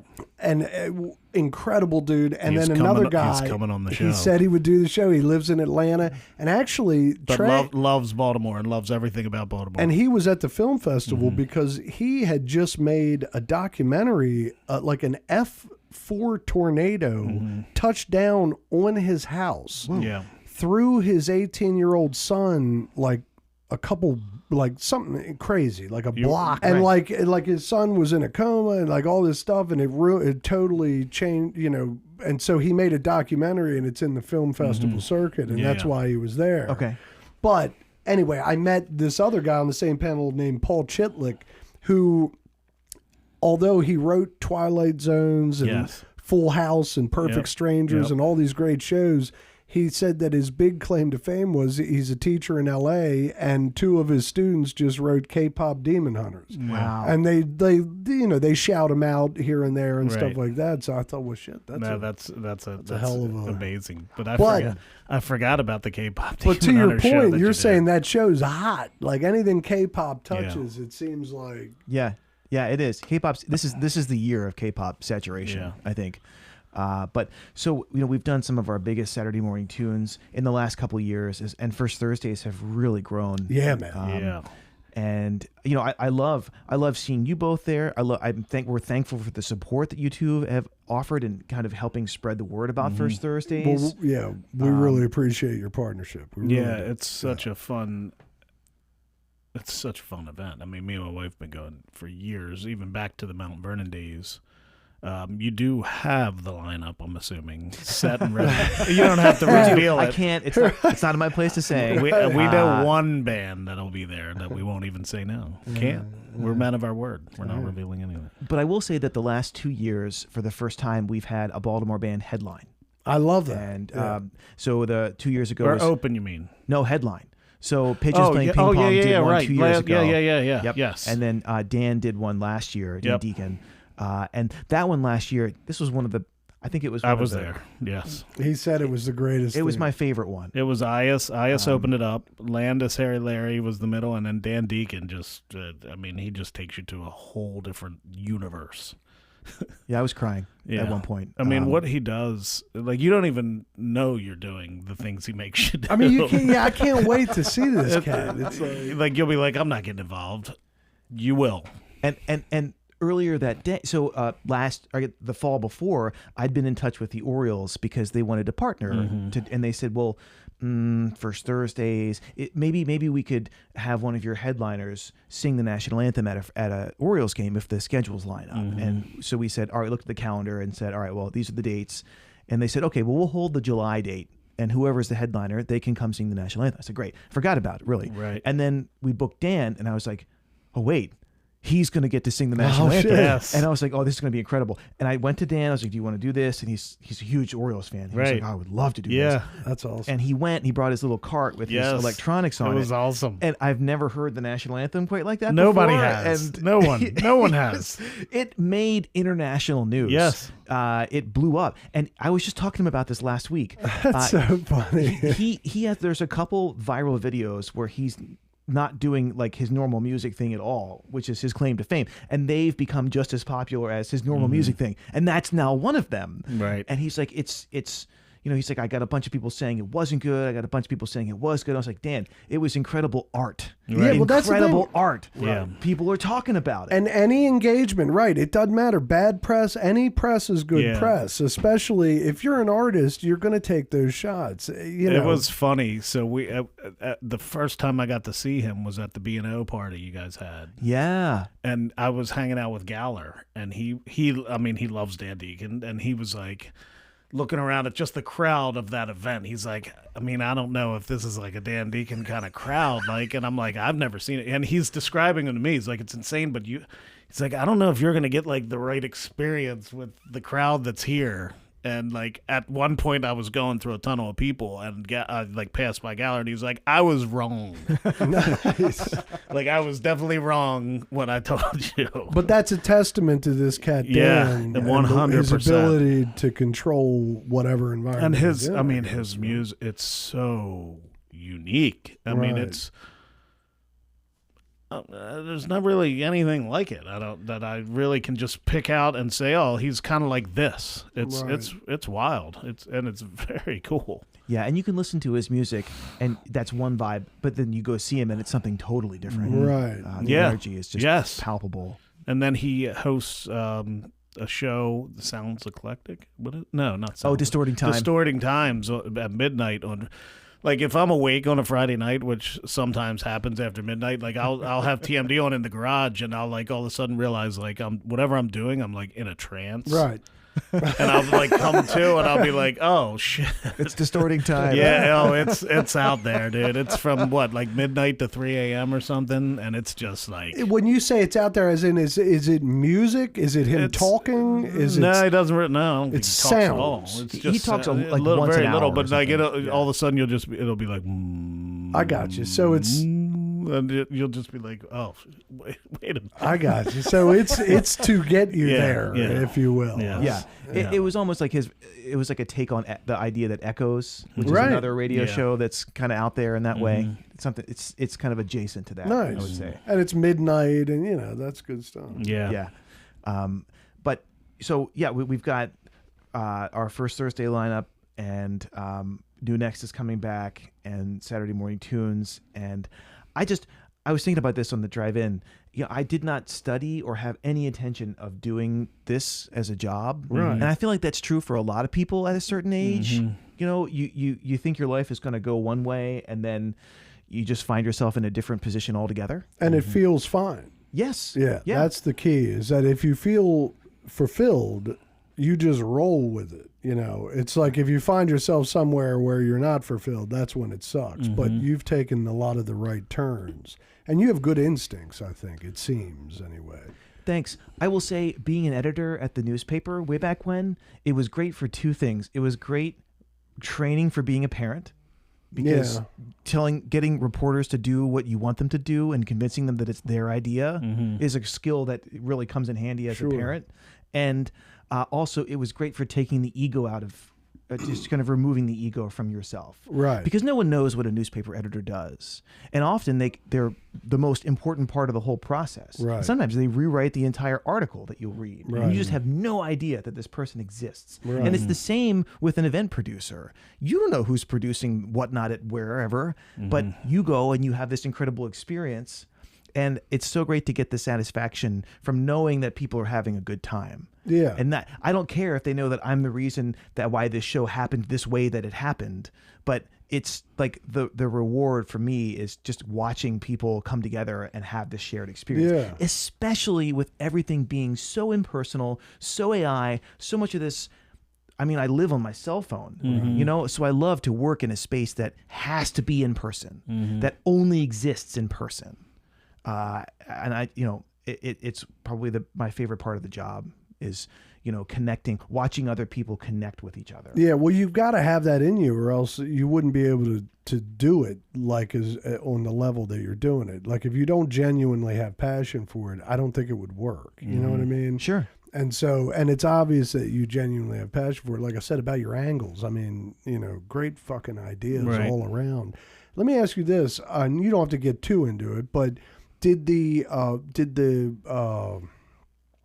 Doge cuts fuck with you guys hard or anything like that? Or that government fuckery? Well, they've lost all their federal funding. Yeah, we took a big hit because they had voted to pass the budget to fund the Corporation for Public Broadcasting for the next 2 or 3 years. Right. And then they said, actually, we take it back and we're going to vote to remove to rescind the funding. Right. So they took $600,000 from us, which was a hit for us. Yeah, right. Yeah, No. It was a big hit. Yeah.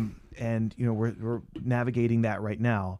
I will say that we are perhaps a little bit better off than, ironically, some of the stations in more conservative parts of the country, Interesting. because they generally rely on more public federal funds Right. to operate.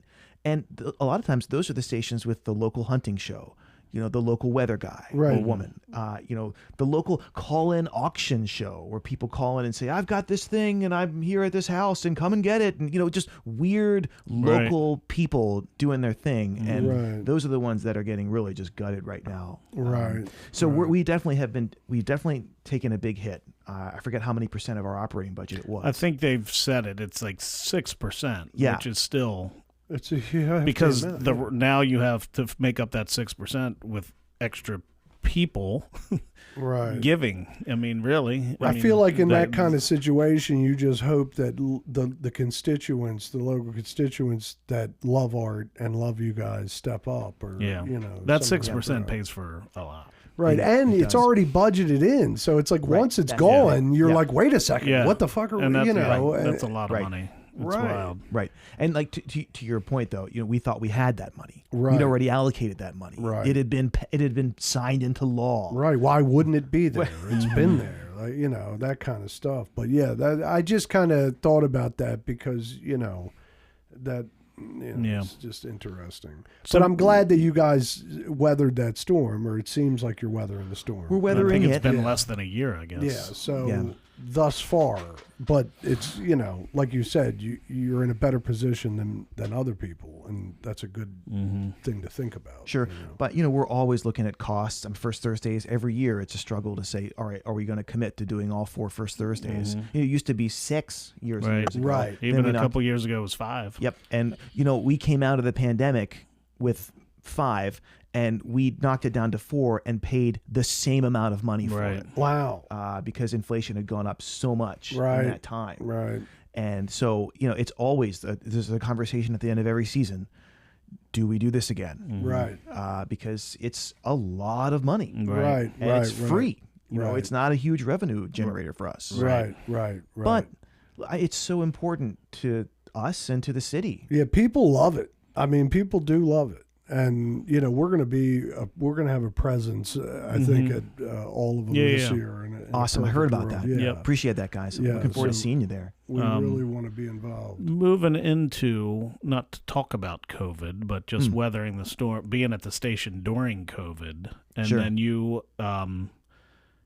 put out a documentary. You directed a documentary Yes. during that time, which is Do whatever you want all the time. Do whatever you want all the time. Baltimore Music from 2005 to 2020. Mm-hmm. So let's talk a little bit about that, because I know, I mean, DDM you've interviewed. I've hung out. I've hung out with DDM several times. He's a wild dude. Yeah. And see, look at you're doing the thing where you come in and you're like, I don't really, but it's like you're a multi-tool player here. You're a filmmaker, you're a director, you acted like you didn't know much about films with the film festival circuit thing, but now here you are directing a documentary. Sure. But listen, it was something that was a lot of fun to do. I had never done anything like it before. Right. It was an incredible lesson. Mm-hmm. Do you know how I ended up doing it in the end? We had the pieces. Once we had all the pieces filmed, and if I'd have known this going into it, I wouldn't have done it, because it's, for a documentary, it's 1 hour of footage for every 1 minute of finished movie, right? And no one told me that. So we shot. Let me think about 1 hour of footage for every what minute? 1 minute of finished film. So if you have a 60-minute film, you have now shot 600 hours. Yes, of raw footage. Wow. So we ended up doing 25 minutes. So it was, insane amounts of hours of filming to get that. Right. And anyway, yeah, I guess that makes sense even for reels. I mean, how much footage do you edit down to have a 30-second reel at this point in the world? Yes, right. But just multiply it by what you're doing. Right. So it once we had all the pieces filmed, someone told me about this. I took multicolored Post-it notes and I wrote down each piece on a Post-it note, and I just kind of put them on a table, and I said, all right, we're going to do this and then this and then this. No, we're going to do this and this and this. Or is it this and this and this? And that's how I kind of was able to visualize the whole thing. You like storyboarded your editing or something. Yeah, but I had no experience doing that. Right. And it was cool because we were able to get interviews with a lot of the people that I was hoping to. Beach House gave us their first on-video interview in 10 years or something. It's not their policy to do that. It's very rare for them to do that. Was very grateful for that. Lindsey Jordan came down, did an interview for us. And now, did the pandemic was the catalyst for this, or this was in the works for a minute, and you were like, "I'm going to do it"? Yeah, they were wearing masks in their interview. Yes, we had gotten a $5,000 grant to do a photo exhibit retrospective of the Baltimore music scene from 2005 to 2020 from Joe Giordano's photos and Josh Sisk and all these other that Joe was going to curate, and it was a PNC Foundation grant, and the pandemic hit, and the guy called me and said, "What are you going to do with that money we gave you?" And I said, "We're gonna make a documentary, a short one, using a lot of the photos that would have been in the exhibit." And he was like, "Okay, that sounds good. Send me a link when it's finished." And I was like, "Okay, sure." Yeah. We made the film for $5,000. Nice. And I was very happy with how it came out for what it was. It was great. We screened it all around town. Yeah, that's fun. Oh, the photos are great. I mean, the photos are great. Yeah, because it's some of the best concert photography of the time. It is, and some, like my buddy, one of our best friends, he's started taking me to hardcore shows. Nice, which I haven't really been to, and I've seen End It recently, Trapped Under Ice, Brent Burnham's band. Oh God, what are they? I mean, they haven't played. Like we saw, they opened up the End It show. They haven't played in like 10 years or something. I thought that was Trapped Under Ice. Oh my God. Yeah, well, we grew up in the jam band scene, although I love all music, but technically hardcore shows, like we'll go, but so our buddy Josh, the lawyer. Torn Apart. Nice. Yes. Yeah. And I'm loving these shows. Like it's very therapeutic, and these are the nicest people in the world. They really are. Hardcore fans are super friendly, but they are wild when that music starts. Right. Yeah, and I never thought years ago that the hardcore scene would end up being the most exciting scene in Baltimore. Yeah. But that's what it is right now. I know. How about that? Like the whole, Trapped Under Ice, Turnstile, like all that shit. Like, and it's all Baltimore. Turnstile's winning Grammys. I know. Yes. I love it. Incredible. Yeah. And so deserved. Right. Their music is great. Yeah. It is, and they got energy for And days. they had. I'm gonna try. I want the Orioles turnstile jersey. They're having an O's night, I think, in July. Are they? Yes. Oh, it's an Orioles jersey with turnstile on the back. Oh, that's Damn, so cool. that is fun. I Yeah, think that's it's. awesome. I'm not gonna say. Find it out yourself. And how about that They'll guy? get How about the 15,000. original guitar player trying to kill the father of the? Yeah, that's you know, crazy. It sounds like there might be some mental issues Yeah. at play Yeah. there. I think the band had said something like that. Yeah, but again, that made national news. Baltimore, like we're on. I mean, Yeah. it's good stuff. But yeah, and the hardcore scene is, and that's the thing. People will ask me, because I was the Baltimore music guy for so many years. What's the next this? What's the next that? That was one of my questions, by the way. And yeah, and people would say, well, is the Baltimore scene over? Has it had its moment? Yada yada yada. And whenever I think that it's about, whenever I'm about to turn the page or close the book in my mind on the Baltimore music scene, a Snail Mail or a Turnstile or a Maggie Rogers comes along, and you're like, oh my God, this is incredible. And what the hardcore scene is doing right now is probably as exciting, if not more exciting, than what Future Islands and Beach House and Dan Deacon were doing in the 2000s. Right. The energy, the kind of the community that's there. You're talking about that. The hardcore fans are probably the nicest people in any music scene. Right. They really are. And it's usually the youth vote. It Yeah. seems like a lot of the younger people give a shit more about that scene and the older cats, Dude, the Trapped Under Ice show we just went to at Soundstage. Like, we always stand off to the side at these shows and just watch, because we got a great shot of the stage divers. And I can't wait. I know dude, this like, story. I see this guy get up. I would imagine you probably know who this dude is. Like, I just see this guy coming across the stage, and he just dives in, like long hair, like up, like wide-eyed dives, and then all of a sudden I just see people like pointing. Security comes, helps him out, stands up, and it was Eric Mock.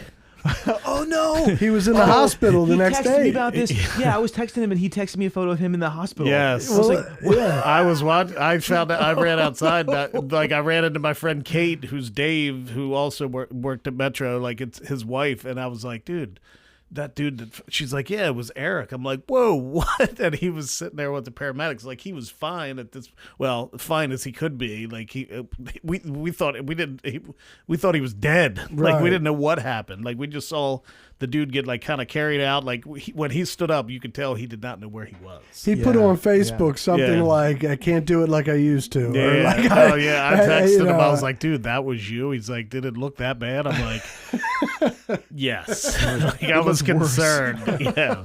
Like, your head hit the Baltimore Soundstage floor first. oh, yeah, that's awesome. Yeah. But he's okay now.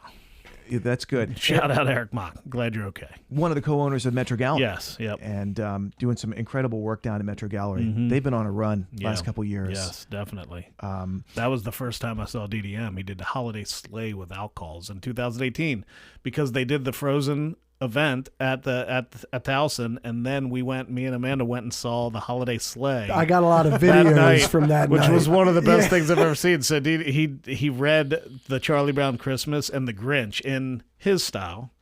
Like, he said bitch a lot. Like, and it was one of the coolest things I've ever witnessed. Like, every time I see him, I'm like, dude, you have got to do another Holiday Sleigh. You have to. That's awesome. Just have. I want to bring him in here and have him just read those two stories for Christmas. Yeah, you were showing me video. I remember that night specifically because you were like, "This dude is wild." Yeah, you know? and those were the first two times we saw Outcalls. So we saw him do Frozen, and then we saw him do original songs that night. Yeah, they're so incredible, Yeah. man. It's unbelievable. Well, Sam, so you've been rocking. Your career is impressive. You are who you say you are. You seem to be a nice guy. A man of the community. And I appreciate everything that you do, That's so nice of you to say. Yeah, I mean, Yeah. I really do. Thank you both so much for having me in the show. I'm a fan. I'm Yeah. really enjoying the work that you both are doing. Well, good. We appreciate it, and that means a lot coming from you. But so at the end, when we're wrapping it up, if there's more stuff, we'll interject. But you got something right now? No, if we get, we'll go through it, and Yeah. I always go back again. Yeah. But Sam, at the end of it, we like to figure out if Sam Sessa was stranded on a desert island, plane crash style, and you had 3 3 to 5 movies or TV shows that would stick with you, what would they be? Ooh, okay. Well, I mean, right now I'm in a really kind of a, what is it? I'm fixated on Project Hail Mary. Okay. Which we mentioned a little bit earlier, but this is from the same guy who did The Martian. Yeah, listen, this reaction is the reaction. Yeah. Like many people are giving this reaction. Yeah, it's that's making what I me was saying. excited. Again, So going keep back talking. to it, the puppeteer is good. They're saying he's going to be nominated for Best Supporting Actor for the movie, which is kind of crazy because I don't think that's happened before. Now, you read the book before you saw the movie? No, I saw the movie thinking, one of my friends said, look, Sam, you should take your boys to this movie because you'll all get a kick out of it. Right. And I was like, well, I haven't had someone tell me that in a long time. Right. For something I've never heard of. Right. Because there's so few original ideas in movies these days. Right. And I know it was from a book, but still, it's not another superhero movie. Right. It's which hard I still to... like. Yeah, but, sure. So I went in and I saw this movie with my youngest son, and we laughed and cried and loved it so much. I went back and saw it with my oldest son and my youngest son. Wow. And I can't remember the last time I saw a movie twice in theaters. Right. And I've been listening to the book on tape, and the guy who narrates it, he's one of the best narrators I've ever heard. I like that when He it's does a good narrator. all the voices. Nice. He won whatever the Oscar is in the world of narrating audiobooks. Yeah, right. It's for good. this narration. Right. It's called something clever, but I know what you're talking about. Yeah. I mean, I'm blown away. And it's one of those, they call it hard science, where they put a lot of math and stuff in the book. So there's a chance that this, if whatever happens in the book happens in real life, this is one way we could solve it. Oh, wow. That's in the same way The interesting. Martian, Matt Damon was right. on Mars, and he's like, I've got to math the shit out of this. Right. Right. And so you get a little bit of that, enough so that you're like, huh, but not enough where you're like, oh, good, we can pass this part of the book, you know. But really good. It's yeah, man. really good. I got to tell you, it's one of those ones where You like, haven't seen it yet, huh? No, but it's because like the lead up, I wasn't excited about. Like I was just like, I don't know, I like Gosling and Project Hail Mary. Yeah, I would say I'm know. that way, but now that I've heard all about it, I really Yeah, want to watch but it. all of a I sudden, haven't yet. It hits, and like I said, many people have been like, dude, it's like fucking E.T. and Star Wars combined and incredible. Like that kind of reaction, and then for you to say that you went back No, to it's say, good. I know nothing. Yeah, me neither. about I mean, it. I think I know the general premise from the preview. I don't just- even know that. I just know there's Ryan Gosling and like an alien rock creature, but I don't know the story, what they're doing up there. I know nothing, which is kind of good. And are you a Gosling guy? Like, are you okay with him or not? I'm buying stock in Ryan Gosling. Yeah. It seems like he makes weird choices in movies. He does. I'm not always on board, but I respect how all over the fucking place. Right. I mean, Half Nelson was a weird ass movie. Nice Guys, is that And- no? Not, yeah, the Nice other Guys. guys. Nice Guys or the other guy? Nice Guys. Nice guys. Guys, yeah. The other guys With is, Russell Crowe. Right. Nice Guys was. Oh my god, what a weird Yeah. but funny. No, he's awesome. Yeah, I really, for the most part, Drive I thought was just great, and strange, and so I'm happy that I'm excited to see that one. So that's a good one, good pick. Could I switch? Could I just? Would you mind if I did audiobooks instead No. of films? Is that Yeah, okay? no, I don't care, baby. I love all of it. All right. So Well, you named a film, so we'll use that one in our list. okay, Yeah, okay. Or I could say the audiobook of Project Hail Mary. Either Sure. way, I'm Yeah, in no, for whatever you want to Project Hail do. Mary. I can't recommend highly enough. Being a radio and audio guy, their Audible released a full cast edition of all of the Harry Potter books. Is that right? Which I did not get into as a kid. I missed that completely. I was too old for it. Right. And I went back later in life and watched the movies and read the books and thought, this is cool. I They really get like wild. this. The movies get crazy. Yeah, they do. Yeah. But what they do on this, it's almost like a 1920s radio play Right. where they have 100 voices for each book, and they have the best sound design I've ever heard for an audiobook, for almost anything, quite honestly. Really? They've got, so when, and I actually listened to a podcast about the making of this series, because you put your headphones on, and I've got those the Bose noise canceling ones, so I can walk around and it's just quiet, and I'll be going for a walk somewhere, and the sounds are just all around me of this. And they say that in the book series, they'll go, okay, what's in this room? There's a clock, there's a window, So maybe the window's open, maybe it's not. And every time this room is used in every book throughout the series, they bring back that setting of the room in the background. Damn. Right? And they were saying that when something happens in the 1920s, they would say, so-and-so walked into the room, and then you hear a door slam, right? But they go, in order for people to truly suspend disbelief, it has to happen during the narrator saying that, or before. So you'll hear the door slam, they'll be like, Harry Potter walked into the room, and you're like, oh, he's in the room. I just heard him come in, That's interesting. It's so well done. Really? So well done. I'm definitely interested in that. And the kind of behind the scenes about how they made the different sounds for the different creatures, the spells. How does a good spell sound different from a bad spell?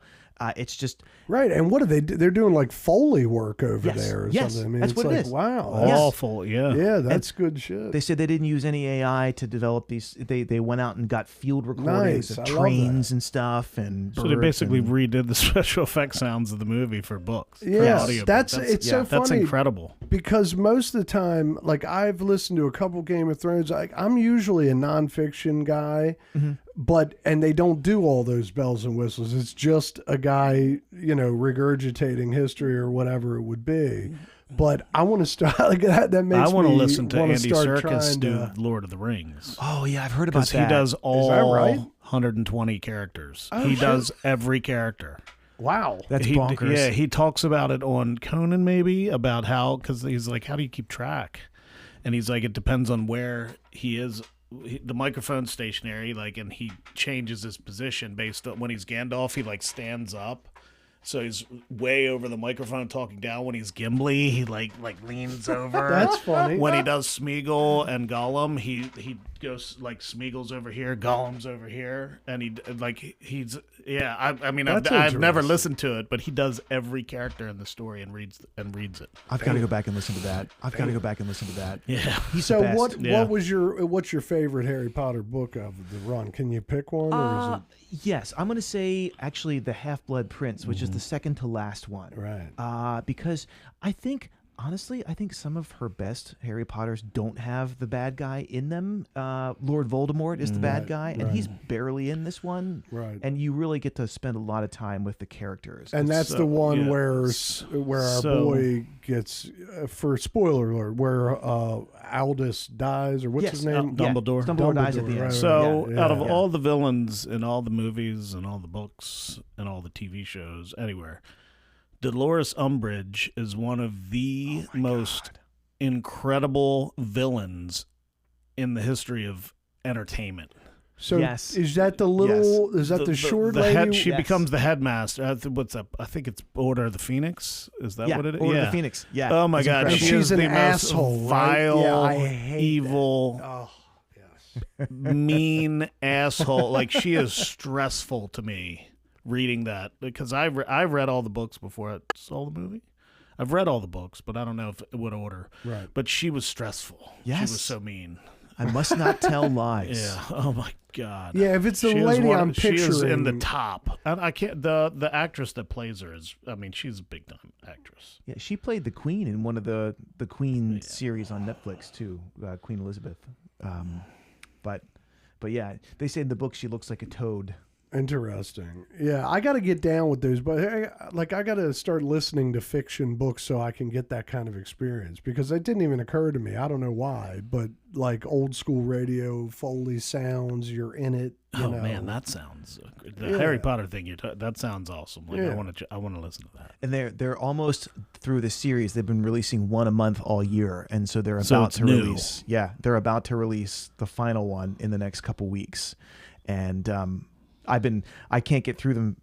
Fast enough. I'm just like, come on, when's this last one coming out? Well, it's Man, funny you say that's that, gonna be because a great to lot of revisit. I see now on Audible, there's great casts for these books, and that's why it's they must be doing that. Marissa Tomei is, I saw her name in some book that is now, and it's her and a couple other badass actors, and they're doing the voices for the book readings and stuff, and so it's going to become you know, or maybe it is, and I just don't fucking know it. I love it. I love it. My wife recommended a book to me narrated by Tom Hanks, and I was like, "What's the book?" And she goes, "Doesn't matter." And I was like, "No, it doesn't. Right. It doesn't matter. I'm in." Yeah. Right. But again, it's like Tom Hanks, you know, when we were growing up, nobody would stoop to reading a novel, but it's a different world. And it's. What's funny, you I think I've mentioned this on here with Tom Hanks, like so voiceover stuff, he's on Gordon, the British dude that has the talk show. Graham Norton. Right. Yeah, Tom Hanks was on there, and all of the voiceover work, other than Toy Story itself, like video games, commercials, toys, his brother does the voices of Woody and everything else. It's his brother. Yeah, they sound very alike. That's incredible. He's like, yeah, they asked me to do that. I'm like, let my brother do it. Like, he'd love to do that. So Tom Hanks' brother does the voice of Woody in anything that's not the movie. That's incredible. Funny. Yeah. His brother's name's like Tim or something. Oh my God! Right. Tom and Tim Hanks. What is his name? Well, let me tell you, this is a weird little tangent, but you might Jim Hanks. That's his name. great. He's like, let Jim do it. Jim will be happy to do it. Keep your phone out because so years ago we saw Phish New Year's Eve '90. You weren't there. It was like it might have been. It was me and Paige and John Boy. So it was when they came back to Madison Square. It was probably 2003. Oh yeah, I wouldn't have been to that. I wouldn't have seen that. And when we went there, it was New Year's Eve, and Phish had just played Saturday Night Live the night before New Year's Eve. So it must have been a Sunday. It was New Year's Eve. Saturday Night Live. They were on Saturday Night Live. They were on Saturday Night Live, and the host was Tom Hanks. Okay, so. You know, my wife and I, we watched the Saturday Night Live. Next day, we go up to New York, and Phish is playing, and they play Wilson. And during the part where it goes down before the Blap Bloom part, it's all like, you know, they're doing the build up and everything like that, and this big screen comes up, and they start playing Castaway on the screen at Madison Square, and it's the Ball Wilson. Right. And so everybody's like, oh, that's fun. And as they're building up and swishing and everything like that, Trey goes, ladies and gentlemen, Tom Hanks. Right. And this guy comes out on the stage and goes, and everybody's flipping out. We're all going, holy shit, is that Tom Hanks? And it looks like it's Tom Hanks, and he's saying hi to the guys, Jim. and he goes, blap, bloom, bada, bada, and he does the Wilson thing. And everyone's like, and they finish the song, he goes off stage. So the whole night we're all like, was that fucking Tom Hanks? Like, Tom Hanks was on Saturday Night Live the night before. Like, maybe they were like, hey, will you just do it? It's in New York. It's right there. And so I don't know, but over the years, I heard it was his brother. Right. So I don't know if that's, I don't know. Give it to Jim. Yeah, but isn't that wild? Like, if that was his brother and he was like, you know what, I won't, but Jim will do it. Like, he'll go, you know. Funny. But isn't that a weird story? Like, I'm always like, I wonder if that was fucking, because it wasn't Tom Hanks. Like, they said it wasn't Tom, but I never heard. I have the answer. Okay. Do we really want to know? Do you? I don't know. Maybe. I feel like, I mean, give it to me. During Phish's New Year's Eve show on December 31st, 2002 at Madison Square Garden, the band featured a convincing Tom Hanks lookalike on stage during the song Wilson. The man was actually Steve McConnell, Paige's brother. Oh. Okay. So it was still a brother. brother. So it was a brother, but right. it was Paige's brother. Wow. I swear to God, I thought it was Tom That's Hanks. amazing. I mean, and it sounded like when he did the Black, like if you go listen to those recordings of that night, that motherfucker sounds like Tom Hanks. Because everyone in the building was like, it was. There's no doubt. This is great. The gag. Following a Castaway scene on the Jumbotron, Hanks appeared to sing the final lyrics of Wilson. The reaction, the performance fooled everyone. Everybody. I mean, with both the New York York Times and the Associated Press initially reporting it had a real celebrity appearance at the Phish show. It made perfect sense. Aftermath, Trey later confirmed on SiriusXM that the real Tom Hanks sent a handwritten note finding the prank awesome. Good. So Tom Hanks was still involved also. Well, like I said, it was just that's a good story. It's perfect Phish. It's wonderful Phish. Yes, lore, it because is. they were on the show the night before with Tom Hanks, so you could make that, you're like, okay, and they knew everyone knew that. I would go so far as to say, we're going to do this. And he was like, that sounds funny. That sounds great. Do it. That's awesome. I love it. All right, so what else you got here? Books, you got Harry Potter. We'll take the whole series as one. You got the film was Project Hail Mary. You got the Harry Potter books, and then give me another. One other thing that I've been really just mainlining the last couple of years. You guys, I don't know if you want me to talk about another podcast on your podcast. Absolutely, we don't. It's not music related at all. The Rest is History. Have you heard of this podcast? Two British dudes. No. I mean, you can listen to British dudes talk about anything. Yeah. Right. But they're two British historians, and they talk about history, and it has now become, I think, the second most popular podcast in the UK, which tells you something about the education level over there. But they are phenomenal, and they basically tell narrative nonfiction. They spin it out, these stories. The story that they did a 6-hour deep dive on Cortez and the Aztecs and how that all went down. I swear to you, I thought I knew about this, and I knew nothing about this. Yeah, I got to listen to that. That sounds like my kind of shit. And the Incas. Wait, it was Montezuma and the Aztecs. And anyway, I'm not selling this very well because I'm not remembering it great. But he did one about the Aztecs and then one about the Incas, and it blew me away. And there's a good belly laugh in every one of the episodes. At some point, I'm wiping away tears from laughing. Yeah, that's how. Have you ever listened to Time Suck with Dan Cummings? No, I haven't. Should I? Yeah, well, I love him. I love him. He's a comedian, so he does voices and stuff. But some of his episodes. I mean, his early episodes, hour and then they started getting into like 3. But he's done a Time Suck on. Yeah, like he goes Aleister Crowley to the Gambino family, and deep, he does deep. And dive. his shtick is he's very he's a real good researcher, and so him and his wife. Oh, the Night Witches was one of my favorites. It was about the female pilots in World War One, the Russian female pilots that would fly these prop planes with no engines over Nazi camps and just hand drop bombs on them. They were called the Night Witches. Was it World War II? Yeah, just they almost like gliders, and they'd just be like.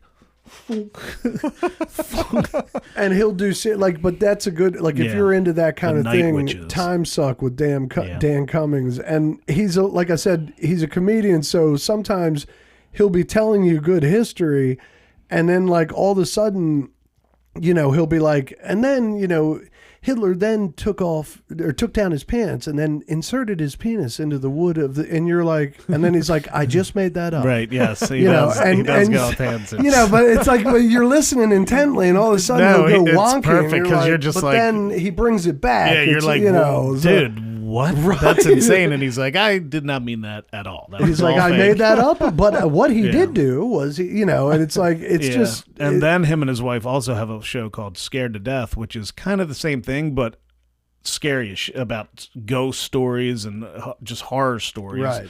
Sometimes people send in stories, but then they do research. But then at the end of it, they read some people's experiences with the paranormal. It's a really that show would kind of scare me just driving around because it gets creepy some of these stories they tell. The subjects are always good, and he goes with wild subjects or normal ones, and like I said, it's he'll do a 3 to 4 hour time suck on a subject, and he's very well versed, he's very well researched, and he goes all over. It's not just what it's not what you want to hear. It's a fair and balanced look at a subject. Oh my god! Everything I mean, if you name all, at this point, I mean, I haven't even listened to it in a few years actually, but I mean, I was addicted to it and listened to it daily.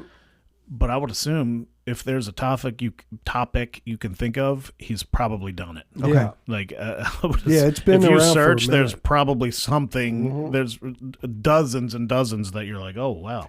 The one that Like, you he's had to mentioned is cover called. everything. What is this called? The rest is history. The rest Rest is is history. History. Yeah, Yeah. I want to check that out. The hosts are Tom Holland and Dominic Sandbrook, and Tom Holland has done a bunch of books about religion and Rome and whatnot, and he's really good. Is that right? So, Oh, there you go. Yeah, I was to say, so Sam, I'm real into drum history and like drums, the instrument itself, rhythm, all that stuff, pre-Christian history, antiquity, drums and stuff like that. And so I'm always seeking out any kind of history like that. So if you're ever listening to the Mayans and stuff like that and you hear anything talking about drums, let me know. I'm Okay. gonna start looking myself, but for future reference, drums pre-Christian establishment of the Christian church. That's what we're talking. That's what I want to know. Okay, That kind of interesting. stuff. Yeah, All right, ancient cool. drumming, shaman drumming, stuff like that. Yeah. Because there's a long story there, but the part of the show was going to be about that kind of vibe, just the drums being the most important instrument in Chris shut history. that down. And my producer Chris, being a wonderful producer and he's right, was like, "Why are you going to do that? Nobody gives a shit about drums but you and drummers. Why don't you talk about everything? So we didn't go down that route. But you fill it in. You mention it to everybody who wants to talk I mentioned about it. to anybody who will talk it's, about it. it's cool. Right. He's had me read some books Yeah. about it. Yeah. The Immortality Key, the When the Women Were Drummers, like just it's cool books. Yeah, like there's a whole thing, but without getting too into it. But Brian Marescu is a guy from Pittsburgh who was a lawyer who had never taken a psychedelic in his life, and he still hasn't. But he always hears these stories of psychedelics and everything like that. Well, and he was a lawyer, but he was also very heavy into the Catholic Church to the point where he was a priest and he visited Rome a lot. And he had relationships with cardinals and relevant people. And so he started wanting to write a book about what was before Christianity, the religion before Christianity, because Dionysus existed before Christ. Now, again, I love Christ. This is not disparaging to Christianity like that. We love everybody here, but Dionysus was pre-Christian, and there were ceremonies where they would drink his blood and eat his body. And the people that performed those ceremonies were mainly women, and most of them played the frame drum. And then you start looking further, and the ancient goddesses pre-Christian, because it was when it was poly gods or whatever the hell it is, the words escape me, but many gods. Polytheistic. Right. Monotheism, polytheism. So it was polytheism back then. And a lot of those gods, Ananan and like the goddesses of the ancient past, if you look, they're holding frame drums. And so there's a lot of interesting history with rhythm and spirituality. And so when the church established, when Christianity established, literally in the Immortality Key, the book written by Brian Marescu, he says that when they first established the church, drums were not allowed in the church. They were relegated to the battlefield, and women were not allowed to lead the church because women and drums were what was getting everyone frothed up pre-Christian with the polygods. Interesting. So they relegated the drums to the battlefield and women to a side role, never to be, because, but I'm fascinated by all that because drums saved my life and all that shit like that. So if you come across any history that vibes that way, let me know. Okay, I will. Yeah. Sweet. Yeah, good stuff. Is there any other life, like Sam's on an island? What would you want? I think you guys have got it. All right. But I got to say, I'm really appreciative that you're both doing this and that you've had so many artists through here already with the work and the time that you've done. You're doing great work, and it's very important. Well, it means a lot to it does. It means a lot to us. It really does, especially from you, because you've got your finger on the pulse. So we appreciate it, man. And I'm hoping that hopefully we'll be there at the next gen film fest, because that was fun as shit. Oh yeah, we'll be down there. Yeah. It's cool. Like like I said, I mean, we can't stress this enough. I mean, we could plug TMD. I mean, like I said, like we talked about with their public radio station, so they accept donations. Right. If anybody can help and out. listen to all the stuff that we've talked about, that Sam's talked about. Like, imagine if TMD disappeared tomorrow, like the amount of things that you would lose is remarkable. Right.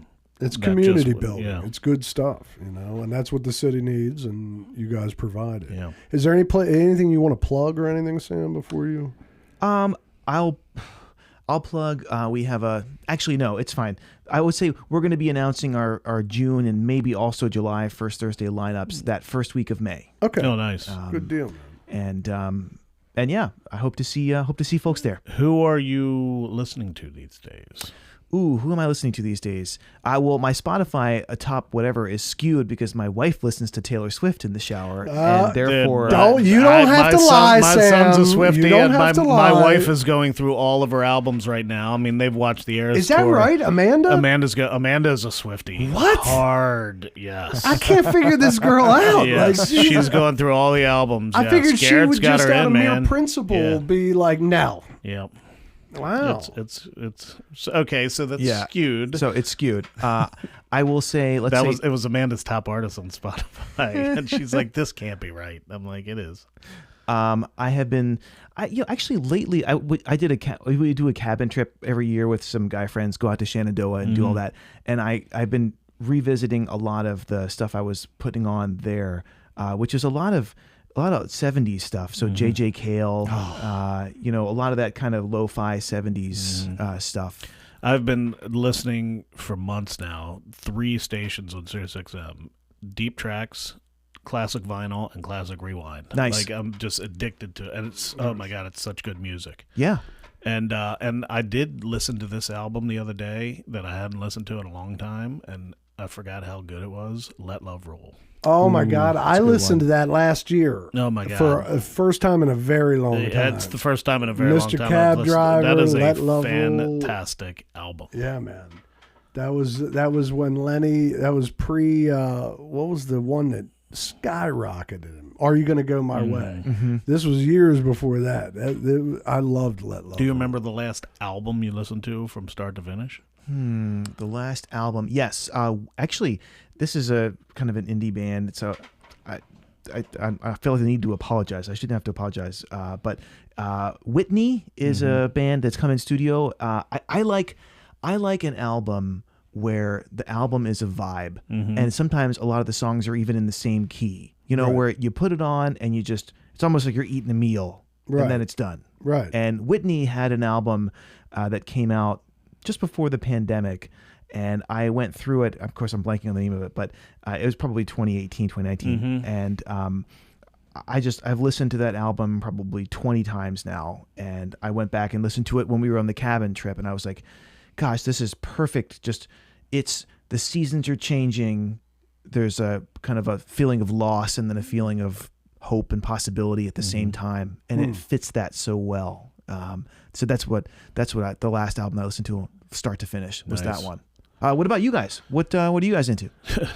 I'm real into Sierra Farrell right now. Oh yeah, I've been listening to a lot of Sierra Farrell and Haley Williams. Oh, did you see she was at the Lyric? Yes, I think or something recently. Yeah. That was a pricey ticket and I'll hard bet. to get. I'll bet. It sold out. It was a big underplay for her. Yeah. Man, I've been listening to shit. I mean, I always listen to, Steely Dan is always I have a Steely Dan playlist that if my mind's wacky, I just throw on. I'm trying to think of anything new. I mean, and then just other than every bands, band we have in here for 2 yeah. weeks afterwards, I'm like, no, and then actually, we have another one, and so it's like I feel like end of the year Spotify Wrapped. My top artist was Ias. There you go. That's funny. Yeah, right. Object Permanence. Yeah. Oh, what a song. Mine was Kendall Street Company. Yeah. I can't. I Nice. love those guys, man. Kendall Street Company, out of Chesapeake, Virginia. That fucking band blows my face off. I love Natalie Brooke Band. Yep. There's a new band that's hitting the scene hard, and that's Big Meadow. Dude. I've heard this name. Oh I haven't my listened to God. their music It's yet. though. Big They just Meadow, released I their album forgot. Friday. They had their album released at the Creative Alliance. It's Shelby, Ricky Wise, Okay. Matt Everhart, and Mike Vance. And then they have they had two singers. The album itself is just Ricky, Shelby, and Matt. It's Okay. just the trio, but they did a show at the Creative Alliance and they had 6. Let me tell you something. That music, They're it's interesting, unique. I mean, Yeah. she's It's got really good. she's got Okay. like Yeah. Lane Staley, like Maynard, like her vocals are. It's interesting to say. Watch the Big Meadow. We've had them in here, Okay. and they did one song because the album wasn't released yet. They didn't want to release anything, but they did one song and it's instrumental. Okay. And it's about It's five like and a a half jazz minutes long. number. It's jazz, okay? ethereal. He's playing like, brushes and stuff. Nice. There's no singing. Okay, guitar, so no vocals. Okay. So he listens to that. Matt earlier in the day sent me 2 tracks, "Wake Me" and then the one other song. And they're insane. Like, not insane in a bad way. They're heavy. they're like, way hard. different than the way song different that than what they played. played. And as soon as Matt sent them to me, I was sat in my driveway and listened to them. I was like, I'm not going to tell Brian about this. I'm not even going to let him hear it. We're going to blind play. Because Matt kind of wanted. He's like, do you think we could just play 2 of the songs? We'll play one song live, and then we'll play 2 songs in our headphones and while we're sitting there. And I was like, and then I listened to him. I was like, absolutely, 100%. So he heard this. I didn't tell him anything about these songs. So the episode he gets a blind reaction to the music that they can do after hearing what they did do in the studio. It's impressive. It's called The Wisdom of Anger. The Wisdom of Anger and Wake I'm Me. so They happy did 2 songs, and they are. Dude, it was.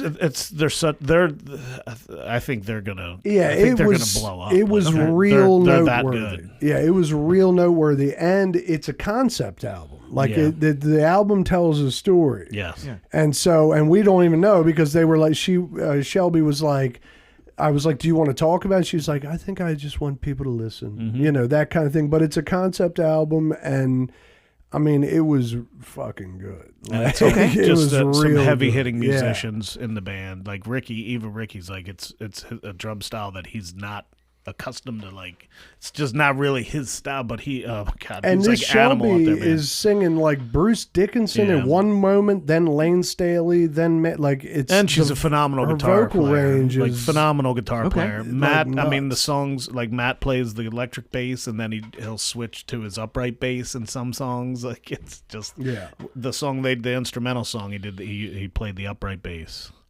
Okay. It's my favorite instrument. Do you It and really is. Nice. do you have a record player? Yeah, I do. All right, I'm gonna give you my band, Gravediggers Biscuits. Yeah, Vinyl. Brian's in Brian's in three bands. Talk about a concept. He might remember. Do you remember a band called Iron Balls? Yes, I do. Although I don't remember listening to the music. I remember seeing that name. Yes. Right. That And was your then- band? It was one of your bands? No, No, but- and then a band called From the Hills. From the Hills. Yeah, sure. You know, From the Hills. Yes, like yeah. that's like bluegrass, punk, funk. Like Yeah. so. Some of the members of From the Hills and Iron Balls are in Gravediggers Biscuits. Oh. Right. So One of which is the lead singer of From the Hills and Iron Boss, Chris Roten, who's the wildest person you'll ever meet Yeah. or know if you have the pleasure of meeting Yeah. or knowing that person. Yeah, he's something else. He's wild. And then Okay. his cousin Jason Lepo, who was in the band Jade back in the 90s. Yeah, it was in the 90s. Jade was signed to the Baltimore label. I can't remember the name of Merkin. it. Merkin. Yeah. Yeah, Right, right. sure. Yeah. And even like Warren Bowes has like credited Jade with like paving the way for like Almighty Senators and Nice. bands like that back Right, in the day. right. Yeah, so it's kind of like, Iron Boss and From the Hills, my cousin and me. But Yeah. I got an album with me. But But- since and you're a I music mean, guy, Brian's- give it a shot. I'm It's friends with not Brian. jam band music. You know, No, Sure. but different. I'm biased, but it's a great album. I'm really proud of it. I'm impressed with it. I'm like, you should be proud of this album because it's good. Yeah, it's just Chris 9 writes good all the songs. songs. He keeps them on scrolls. He lives on an island. He's he's a broken wild every man. bone in his body. He's like it was a nationally ranked motocross guy back in the day. I mean, he's what, like 56? He's 60. he's older. He says he's 60, but he's 59. But or he 58. he drinks sumac, so because he thinks he's going to live to be 150. I think. He is a unique guy, and one of our episodes we interview. It's Gravedigger's Business. Yes, they have Watch been the in the episode. show, yes. Watch my boys. Yeah. You'll love it. Okay, great. Well, Mr. Sam, this was a real Yeah. pleasure, and I appreciate you, sir. And I hope you tell everybody in your orbit to tune in. And Absolutely. Yeah. we'll continue to try to get people to tune into TMD as much as we can. I appreciate that. Thank you so much for having me on. Yeah, It's been a man. real Thanks for pleasure hanging coming. with you guys. Awesome. Thank you, buddy. Stay sane, Baltimore. Sweet.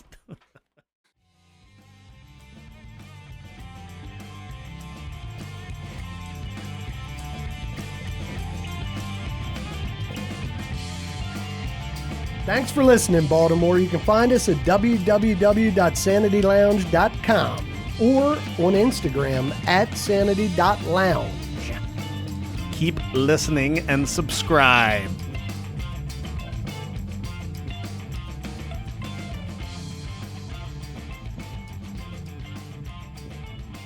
Stay sane, Baltimore.